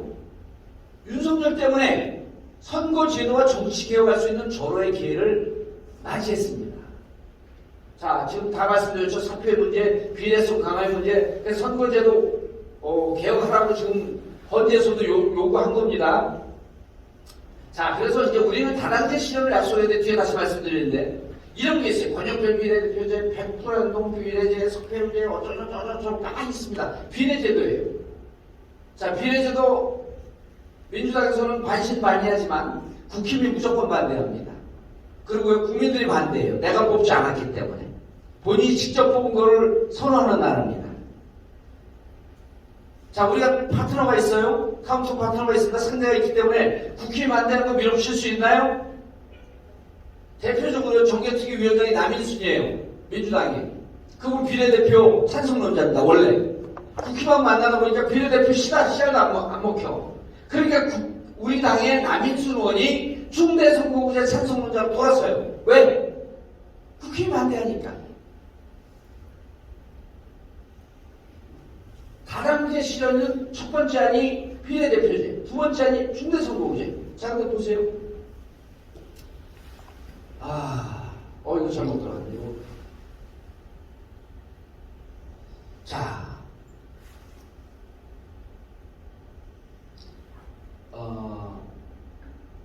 민주당이요.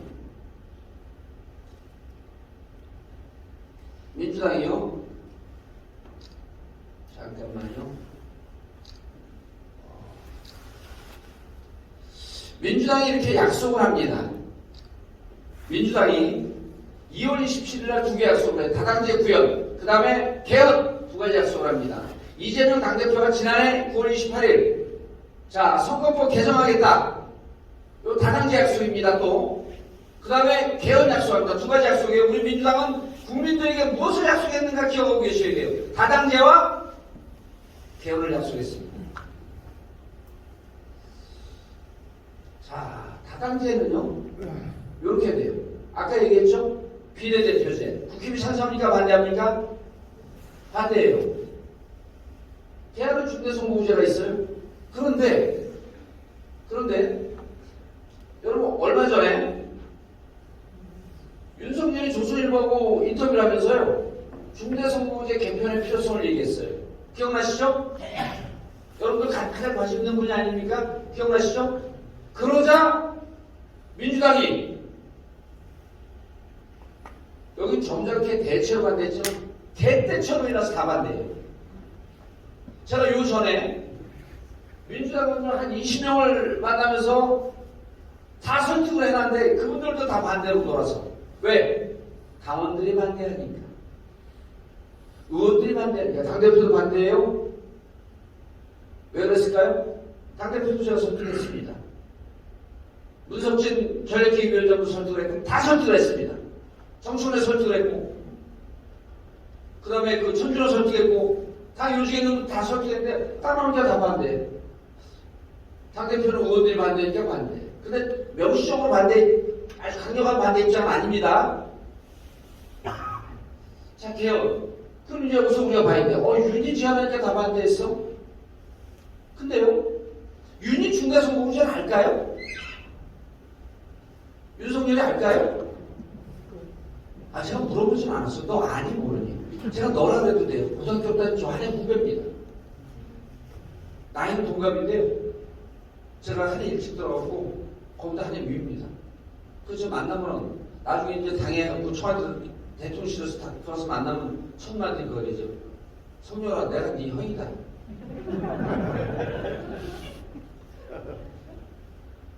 여러분 좀 보세요.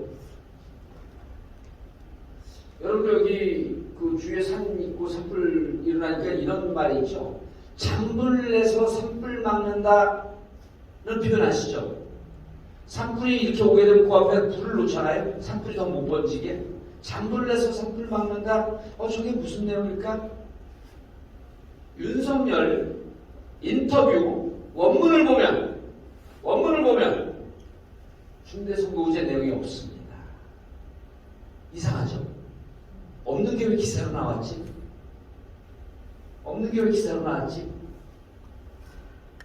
조선 기자가 질문을 해요.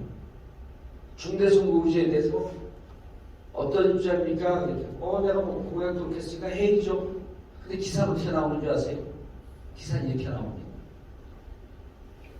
극한적 갈등을 보이고 있는 현재 제도를 바꿀 필요가 있다. 용산 대통령실에서 또 기사가 나옵니다. 볼멘소리 이렇게 해요. 하지도 않은 인터뷰 내용들이 나왔다. 그게 요겁니다. 근데 조선은 왜 중대선거구제를 해서 민주당이 개떼처럼 일어나서 반대하게끔 만들었을까요? 잠시만요. 네, 존경합니다. 예, 감사합니다. 안혜빈 대통령 부통령. 예, 감사합니다. 보시고. 예.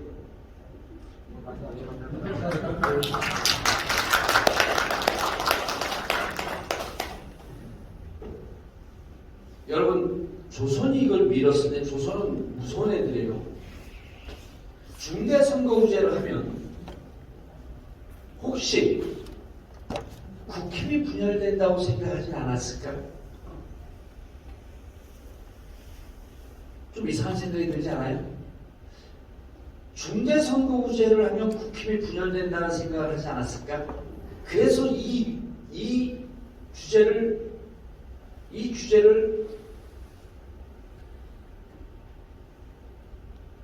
어디였지?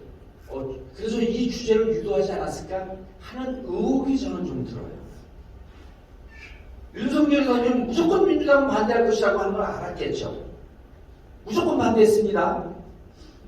당이 조금 실수했어요. 이때 이렇게 얘기했어요. 앞으로 기회 많습니다.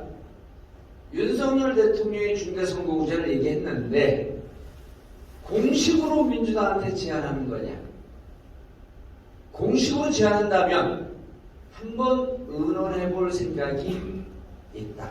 그리고 여러 안 중에 하나이기 때문에 그 부분에 대해서 공식 제안한다면 의제의 하나로 고민해 보겠다. 이렇게 좀 폭넓게 열어놨었어요. 근데 딱 나왔죠.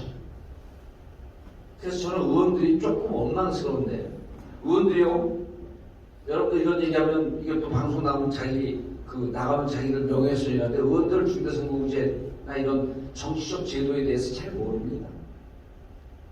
제가 제일 잘 알아요. 왜 그러냐면 저는 이 박사들하고요, 몇 개월 동안 토론하면서 여기에서 나오는 문제점들을 다 정리했습니다. 자, 민주당이 정리합니다. 다당제 약속을 했는데 비례대표제는 국힘이 반대해. 자, 중대선거구제 중에서 특히 중선거구제는 나눠먹는다고 반대하니까 그럼 대선거구제로 가면 어떨까? 이거 여론아이 들 거 아니에요? 다당제 해야 되니까. 자, 개헌 아직도 아무도 얘기를 못 하고 얼마 전에 이재명 대표가 개헌까지 함께 의논하자 이렇게 한번 잽을 딱 말렸습니다. 이게 우리의 과제예요. 다당제를 어떻게 할 것이냐, 개헌을 어떻게 할 것이냐. 자, 정치개혁 특위가 4월 30일 날 종료가 됩니다. 그럼 선거구제 개편 못 하나요? 자, 이건 조금 복잡한 얘기니까요. 다음에 원내대표 나가는 의원들 중에서 선거구제 개편에 대해서 찬성하는 의원이 있다고 한다면, 지금 누가 준비하고 있냐면 이현우 의원 준비하고 있고요. 그 다음에 박강원 의원 준비하고 있고요. 전해철 의원 준비한다고 하고요. 언론 나온 겁니다. 그 다음에 홍익표 의원 준비한다고 하는데, 이 중에 전해철, 홍익표 제가 다 토론을 해본 분들입니다. 다 찬성론자들이에요. 선거구제 개헌은 당대표 손에서 원내대표 손으로 넘어갑니다. 당대표는 이 부분에 대해서 큰 부담이 없어요. 당대표는 개헌 문제만 의논하면 됩니다. 자, 그러면은 새로 들어오는 원내대표가 선거구제 개편에 대해서 찬성적 입장을 갖고 있으면 길이 열려 있을까요? 닫혀 있을까요? 열려 있습니다. 그런데 진짜 열려 있는 길을 제가 알려드릴게요. 자, 국힘이요.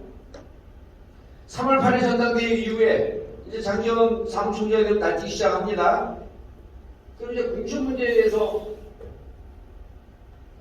대해서 얘기하기 시작해요. 요건 조금 복잡하니까 뒤에 얘기할게요. 여기 어디 갔지? 네.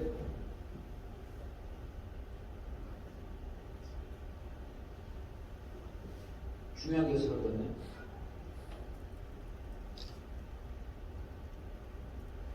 아, 여기 있네요. 아까 이걸 뛰어넘어갔나봐요. 자, 국힘이에요. 국힘의 분열 가능성이 있습니다. 국힘의 40표가 윤석열 표가 아니에요.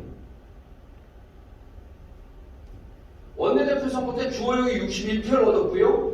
이영호 의원이 비윤이거든요. 49표를 얻었어요. 깜짝 놀랐습니다. 대통령실에서. 비주류가 49표나 돼? 이태원 국정조사 때 국정조사 제한이 181명입니다. 윤석열 대통령실에서 국정조사 반대를 공식적으로 입장을 표명했어요. 그런데 몇 명이 찬성을 했죠? 이때 220명이 찬성했습니다. 국힘 중에 46표가 찬성을 했어요. 이건 대통령하고 생각이 좀 다르다는 부분인데요. 얼마 전에 공부 모임이라고 하면서 국민 공감을 만들었습니다. 71명이에요. 3명은 누구냐면 장제원, 친윤이죠. 요 71명이 친윤입니다. 장제원 친윤 맞죠? 권성동, 윤한호 요 3명까지 포함하면 74명을 친윤이라고 하면서 국민 공감을 만들었는데 이 41명 중에 제가 몇 명에게 통화를 해보고 만나봤어요. 이거 만들어지는 줄 모르고 있어요. 자기 연락도 받은 적이 없대요. 자, 여기 40명, 여기 40명, 여기 40명. 국힘에서 왕따 되는 원들이 몇 명이요? 40명. 이분들 공천 받을까요? 못 받을까요? 유승민 공천 받을까요? 못 받을까요? 이준석 공천 받을까요? 못 받을까요? 그리고 그들 공천 안 주면 네 감사합니다 그러고 집으로 돌아가겠죠? 여러분들 국회의원은요 여기서 쫓겨나면 죽는 줄 알아요. 그럼 이분들이 어떻게 하죠? 오늘 공천에서 배제된다 어떻게 하죠? 예? 창당하기 전에 뭘 하죠? 탈당을 해야 될 거 아니에요. 근데 이분들 탈당 못합니다. 왜 못하냐면 바미당의 악몽 때문에 못합니다. 탈당해서 실패한 경험 때문에 못합니다. 근데 이분들이 야 40명 중에 한 20, 30명 정도 국회의원 할 수 있어. 걱정 마. 그 제도가 뭘까요? 그 제도가 뭘까요? 중선거구제를 잊읍시다. 이제 단에서 워낙 2명 뽑는 거 다 반대하니까 3명서부터 대선거구라고 얘기했는데 학술적으로 4명서부터인데요. 3명서부터 얘기해도 됩니다.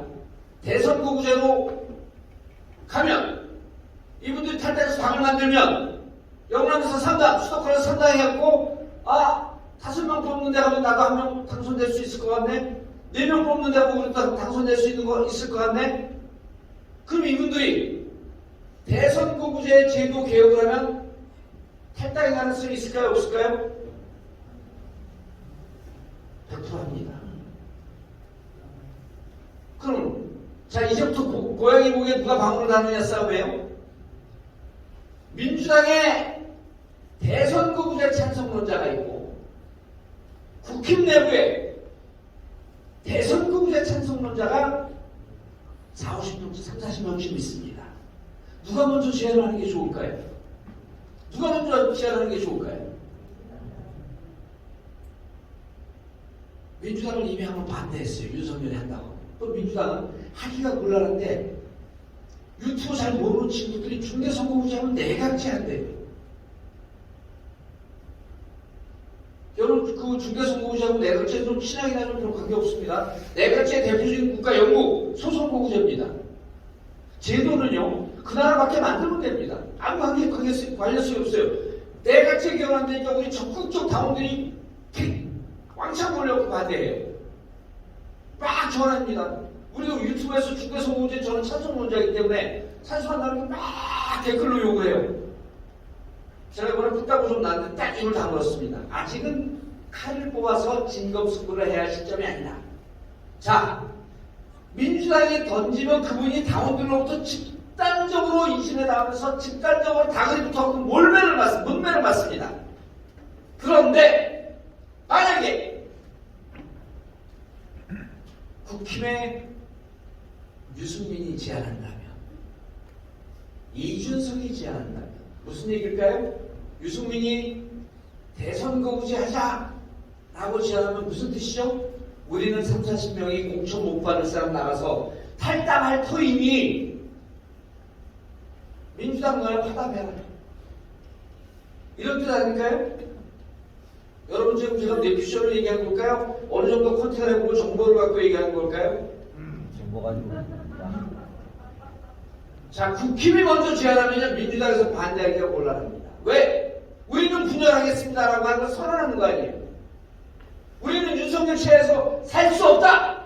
이 40명이 나가겠다. 우리 40명 필요 없어요. 19명만 있으면 됩니다. 그래 이제 200석이 넘어요. 아무도 생각해보지 않는 거죠. 국힘에서 먼저 제안한다면 대선거구제를 우리 강원 영남 쪽에 희망이 생기는 거예요. 민주당이 반대하니까 국힘에서 우리 분당하겠습니다. 우리 탈당의 가능성도 있고 유승민이 제안하면서 완전 그렇지하겠습니다. 반대할 수 있을까요?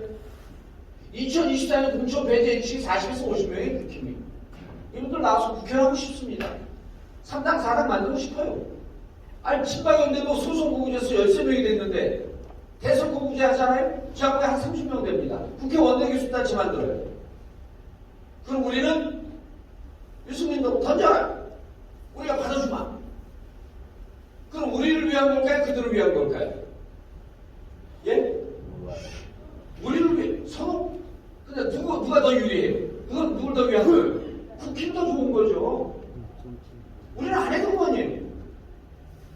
그런데 우리는 너희들이 던져주면 우리가 받을게. 근데 우리는 별로 이익 보는 게 없어. 그래서 우리는 그러면 우리가 약속했던 뭐였어? 다당제가 또 하나의 약속이 2개였죠. 다당제가 또 뭐였죠? 개헌입니다. 좋다. 너희가 다당제 던져라. 우리가 개헌도 받아주마. 그런데 어차피 던질 김에 대선거구제와 개헌을 동시에 던져주라. 그럼 유승민, 당신이 던지면 당신은 이 정계에 핵이 되면서 모든 이슈 빨아들인 블랙홀이고 당시 정부를 이 전국을 끌고 나갈 수 있는 주도력을 갖는다. 살살살살 보시고. 실제 그렇게 됩니다.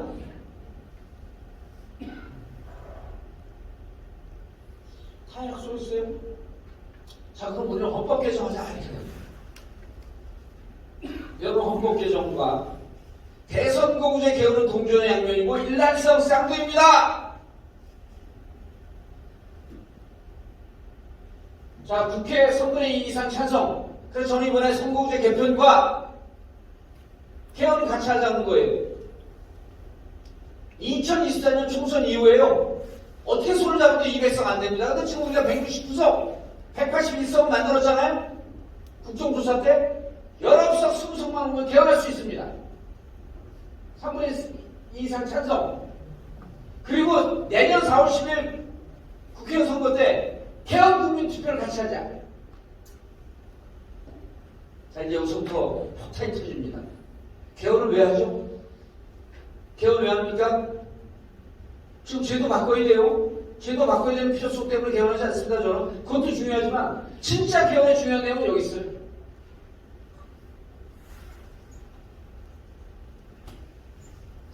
부칙에 있습니다. 부칙. 여러분 개헌은 제도만 생각하잖아요. 4년 중임제, 그렇죠? 그 다음에 책임 총리제 이것만 생각하고 있는데 여러분 부칙 보세요. 한 번도 생각 안 해봤던 겁니다. 1987년도 개헌할 때 전두환이 개헌을 약속했기 때문에 전두환 임기를 보장해줬어요. 이렇게. 개헌의 부칙에는 이 헌법의 시행 일시를 명시하게 돼 있어요. 예? 시행 일시가 들어갑니다. 이거 새로운 정권 7공화국의 시작이에요. 그래서 저는 국힘에 40명, 20명 의원과 개헌을 약속하면서 부칙에 이렇게 놓자는 거예요. 내년에 윤석열 임기 끝내자 그냥.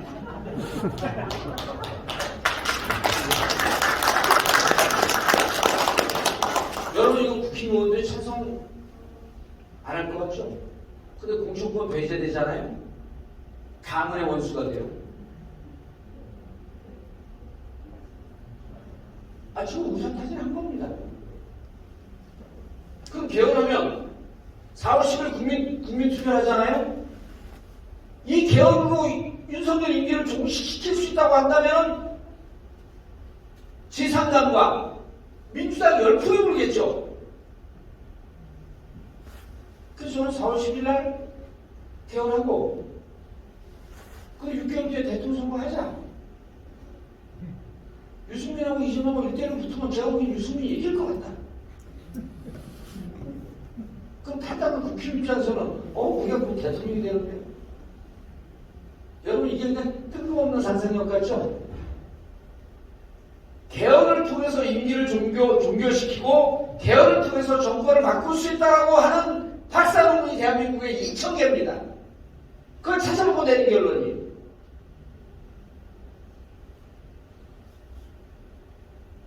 대통령 선거 언제 하게끔 명시해야 돼.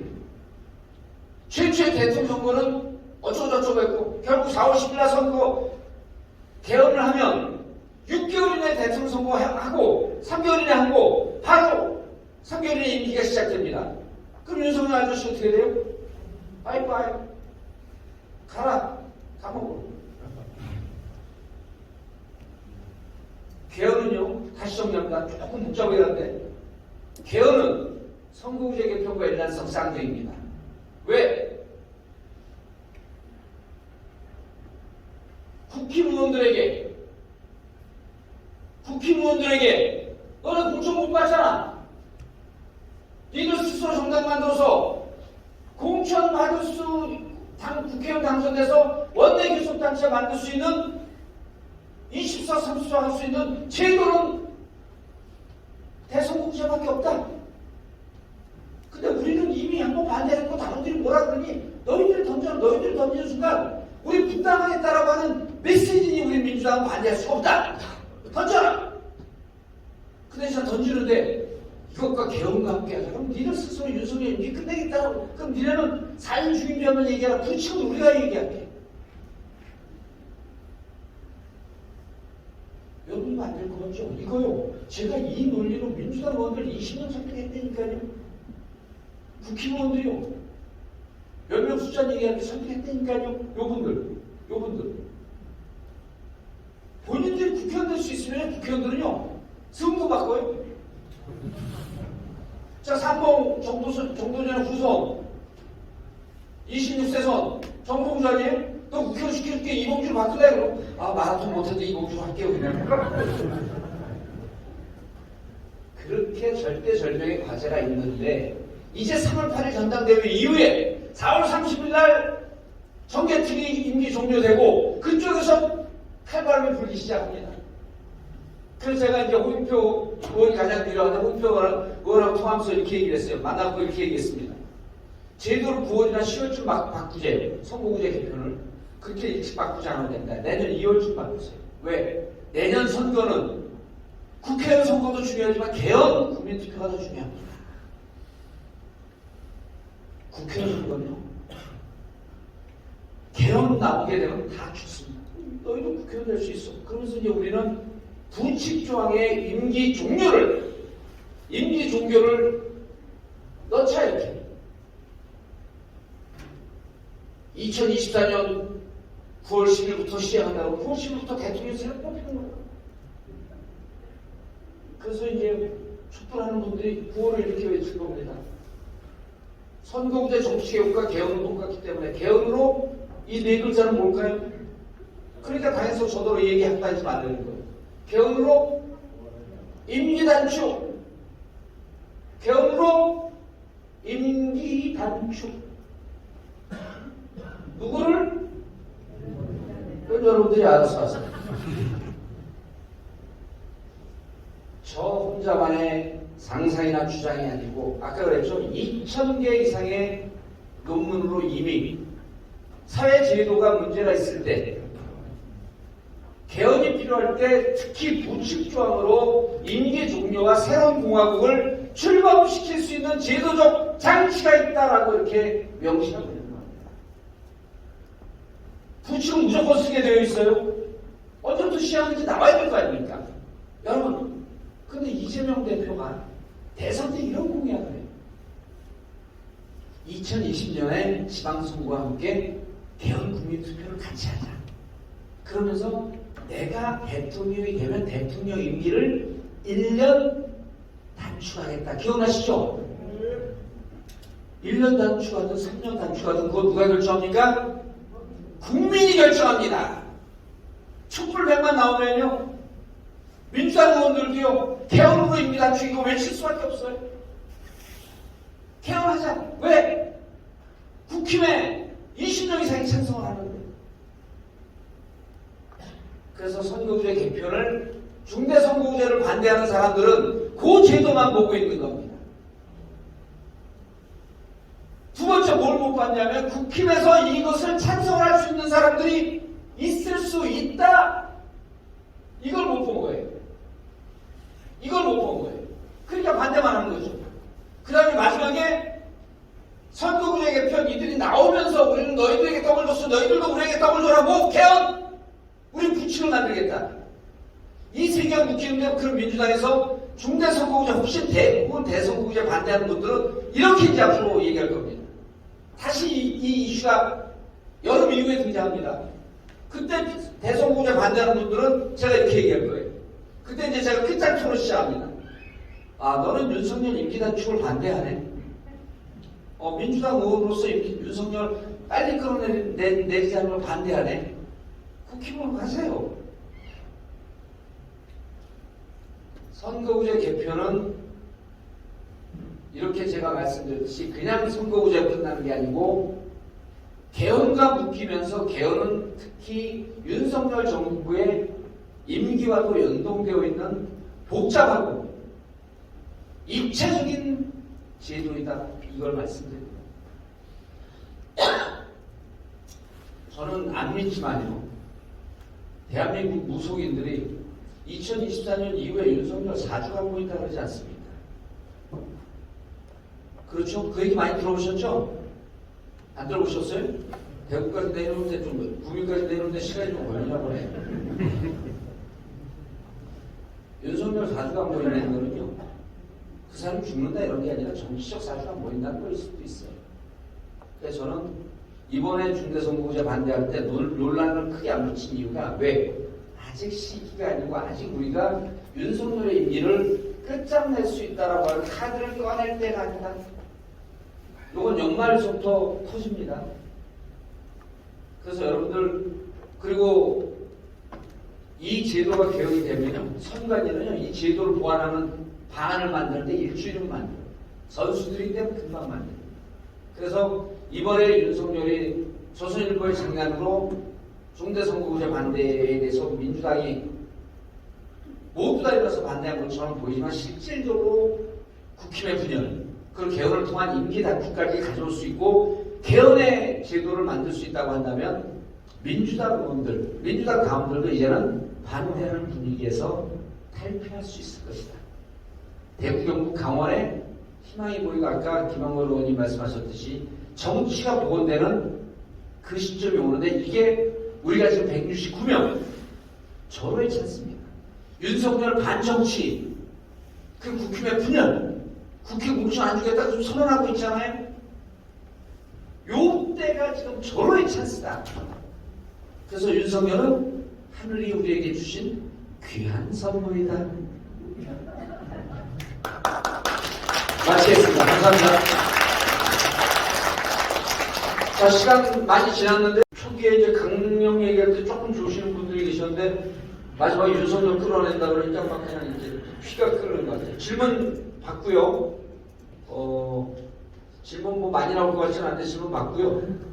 그리고 답변하고 끝내도록 하겠습니다. 질문 주실 분들 묶어서 한꺼번에 이렇게 메모 좀 해주세요. 예, 저 중간에 마스크 쓰시니.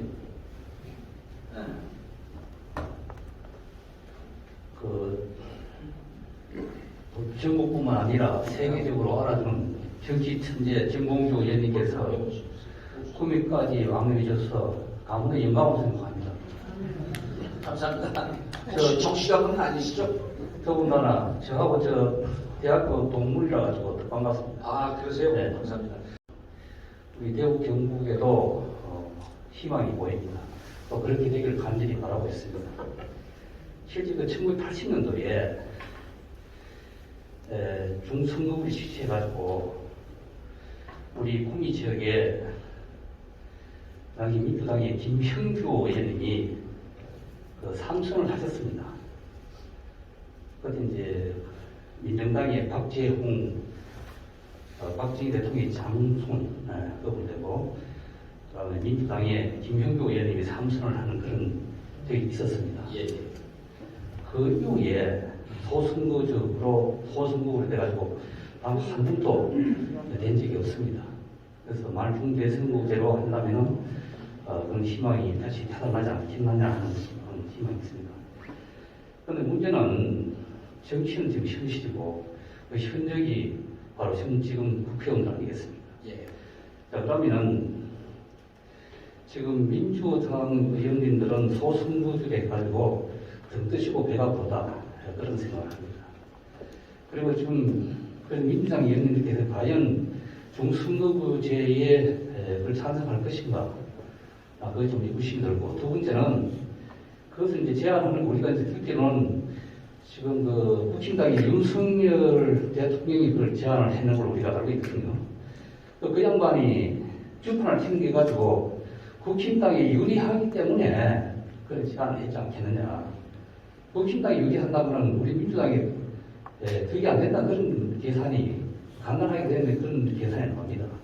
그래서 이러한 그 정황으로 가가지고 중선거구제가 이루어질 것인가에 대해서 좀 회의적인 그런 생각이 듭니다. 그래서 이 부분에 대해서 예, 알겠습니다. 말은 좀 예, 알겠습니다. 예. 또 질문. 예, 중간에. 저 질문이 아니고요. 예. 그냥 뭐 연말에 좀 하겠습니다. 저는 구미 산업 일꾼으로 일하고 있는 저기 오공단 지금 LG에서 일하고 있습니다. 예, 반갑습니다, 봉주님. 저는 이 대통령 이재명 대통령이 안 돼갖고 정말 안타까워 죽었습니다. 저는 정치는 모르고 사람 볼 줄 압니다. 사람은 제대로 볼 줄 압니다. 정치는 아무것도 모릅니다. 그래서 유튜브를 많이 보고 우리 정봉주 님을 많이 보고 이재명 대통령 후보님을 많이 보고 있습니다. 우리 민주당 의원님들 한 말씀 올릴게요. 정신 바짝 차리소. 저들 절에 해가 안 됩니다. 저 쓰레기 같은 것들 다 잡아 꺼내야 됩니다. 제가 하고 싶은 말은 민주당 똑바로 해서 내 국민으로서 한마디 합니다. 네, 끊겠습니다. 예, 감사합니다. 지난번에 기존하실 분들만 손들고 예. 간략하게 질문. 또 없으신가요? 예, 두 분이요. 두 분 받고 답변 들어가겠습니다. 예, 감사합니다. 31일 날, 비명계 의원들이 한 30여 명이 모인다는데, 그 의도가 뭐고, 무엇인지, 그에 대해서 좀 알고 싶습니다. 알겠습니다. 네, 안녕하십니까. 경산에서 교육연수위원을 맡고 있는 성계수라고 합니다. 짧게 질문드리겠습니다. 먼 길을 와주셔서 보시면 감사드리고요. 아까 앞에 거하고도 조금 상관 있는 이야기인데, 말씀해주신 중대선거구제, 개헌 의석 확보는 좀 상충되는 면이 있는 것 같거든요. 조선일보와 윤석열이 주장한 중대선거구제는 수도권 의석을 지금 예상되는 9대1이 아니라 5대5로 가져가겠다는 포석인데, 수도권 의석을 5대5로 가져가면 우리는 이제 개헌 의석을 확보에 실패하는 건데, 아까 말씀하신 부분에 대해서 조금 의문이 있어가지고요. 중대선거구제로 가면은 개헌 의석 확보는 필수적으로 확보하기 어렵다는 생각을 제가 들고 있어가지고, 이 부분에 대해서 한번 질문 드리겠습니다. 알겠습니다. 세 분의 질문 중 좀 같은 결이기 때문에요. 제 전달이 조금 왔다 갔다 하면서 조금 복잡하게 전달된 것 같은데, 2024년 4월 10일 선거 이후에 개헌하자는 게 아니고 이번 시기가 개헌의 적기라고 보는 겁니다.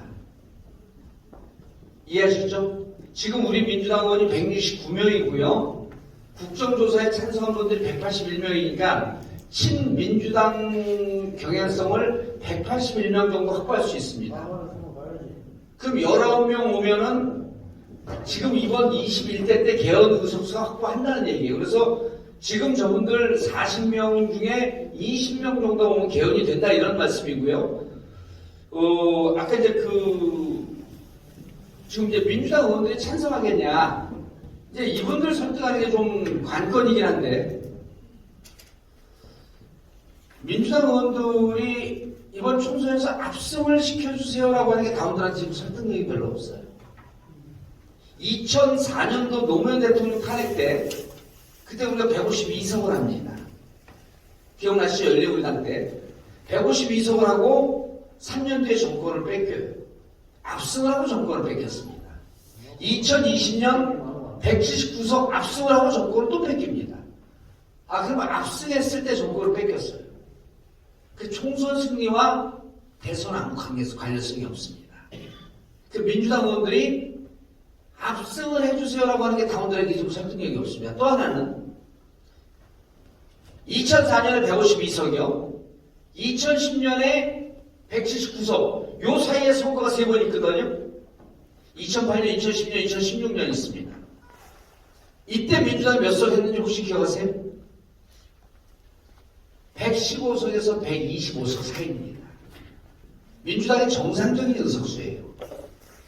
152석 탄핵이라고 하는 비정상적인 상황. 2020년 코로나라고 하는 비정상적인 상황에서 우리가 압승하는 것이 정상적으로 선거를 하면요. 125석이 민주당 정상적인 의석수입니다. 여기에 지금 민주당 의원들이 착각을 하고 있는 거죠. 자기는 169석이니까 170석이라고 칩시다. 출발점을 170석으로 보고 있어요. 민주당 의원들 만나보면 여러분들은 상상이 안 되겠지만 조금만 더 하면 윤석열이 잘못해서 200석을 한다고 얘기를 해요. 여러분들 이해가 되세요? 절대 안 됩니다. 24년에요. 이거 녹화되지 제가 예측할게요. 130석 못 넘습니다. 이리나 저리나 수도권에서 5대5로 나눌 수밖에 없는 상황이에요. 경기도에서 55대 40으로 조금 유리하고요. 서울에서 45대 55로 불리합니다. 인천 5대5 갈 거고요. 그럼 50% 50, 딱 나누게 됩니다.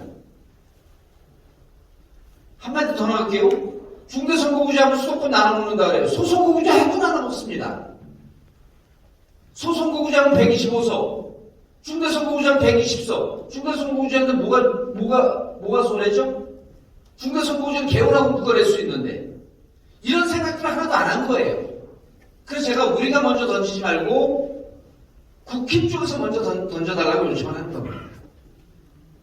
다시 정리할게요.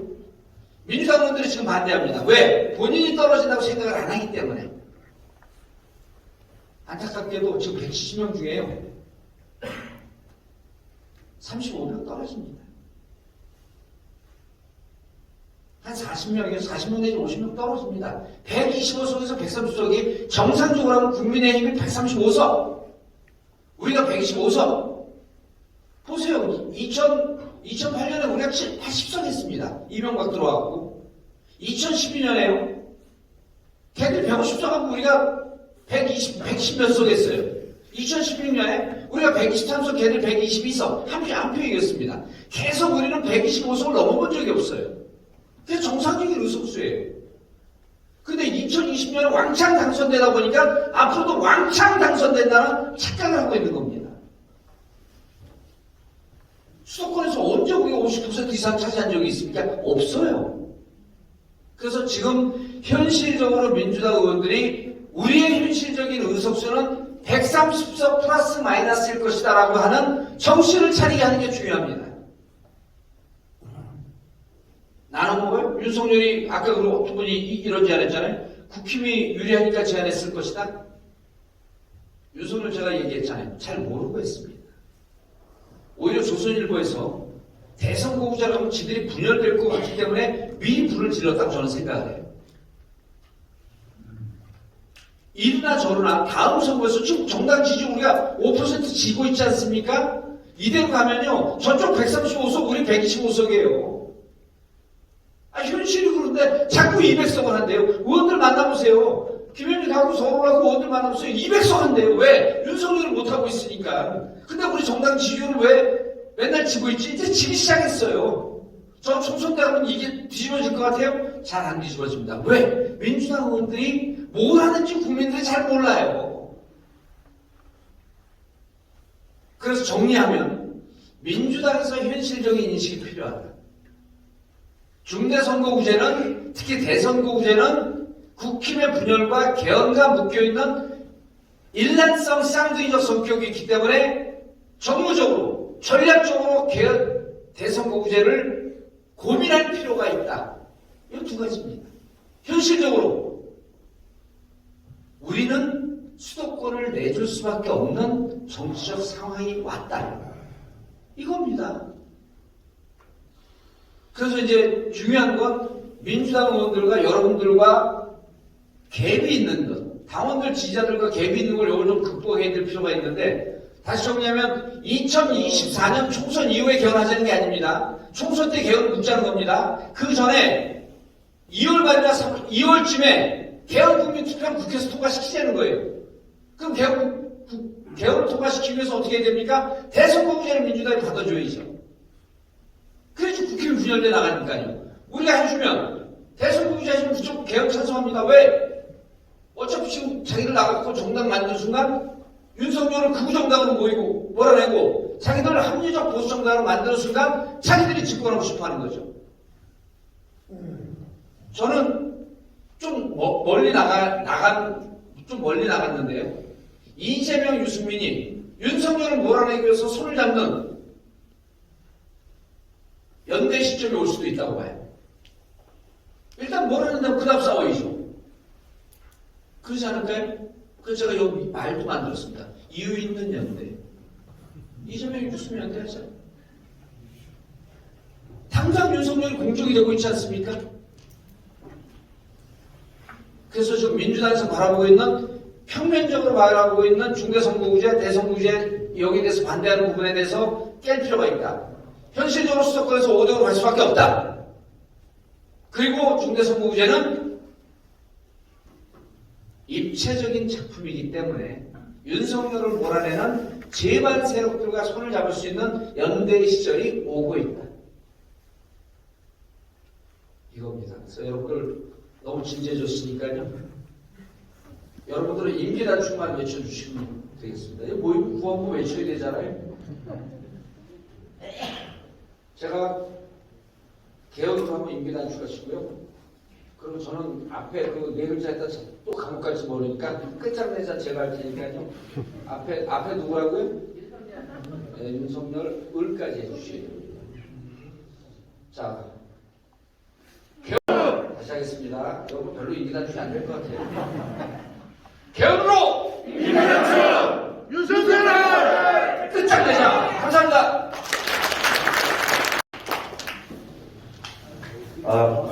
희망적이고 그리고 열정적인 강의해 주신 정봉주 의원님께 다시 한번 큰 박수 부탁드립니다.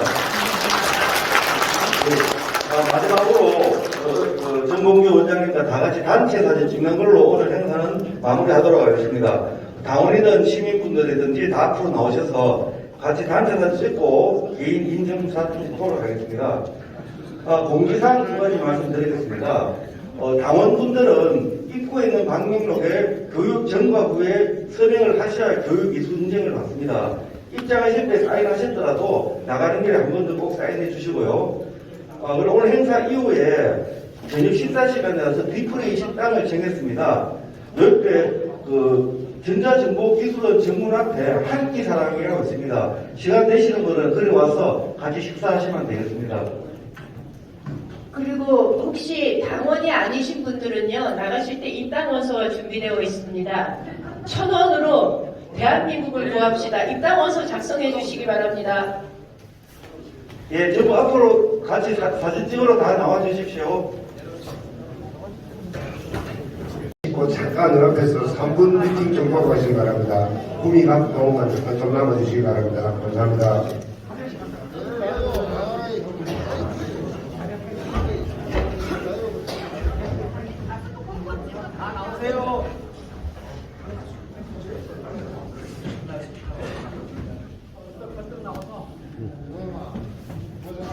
네.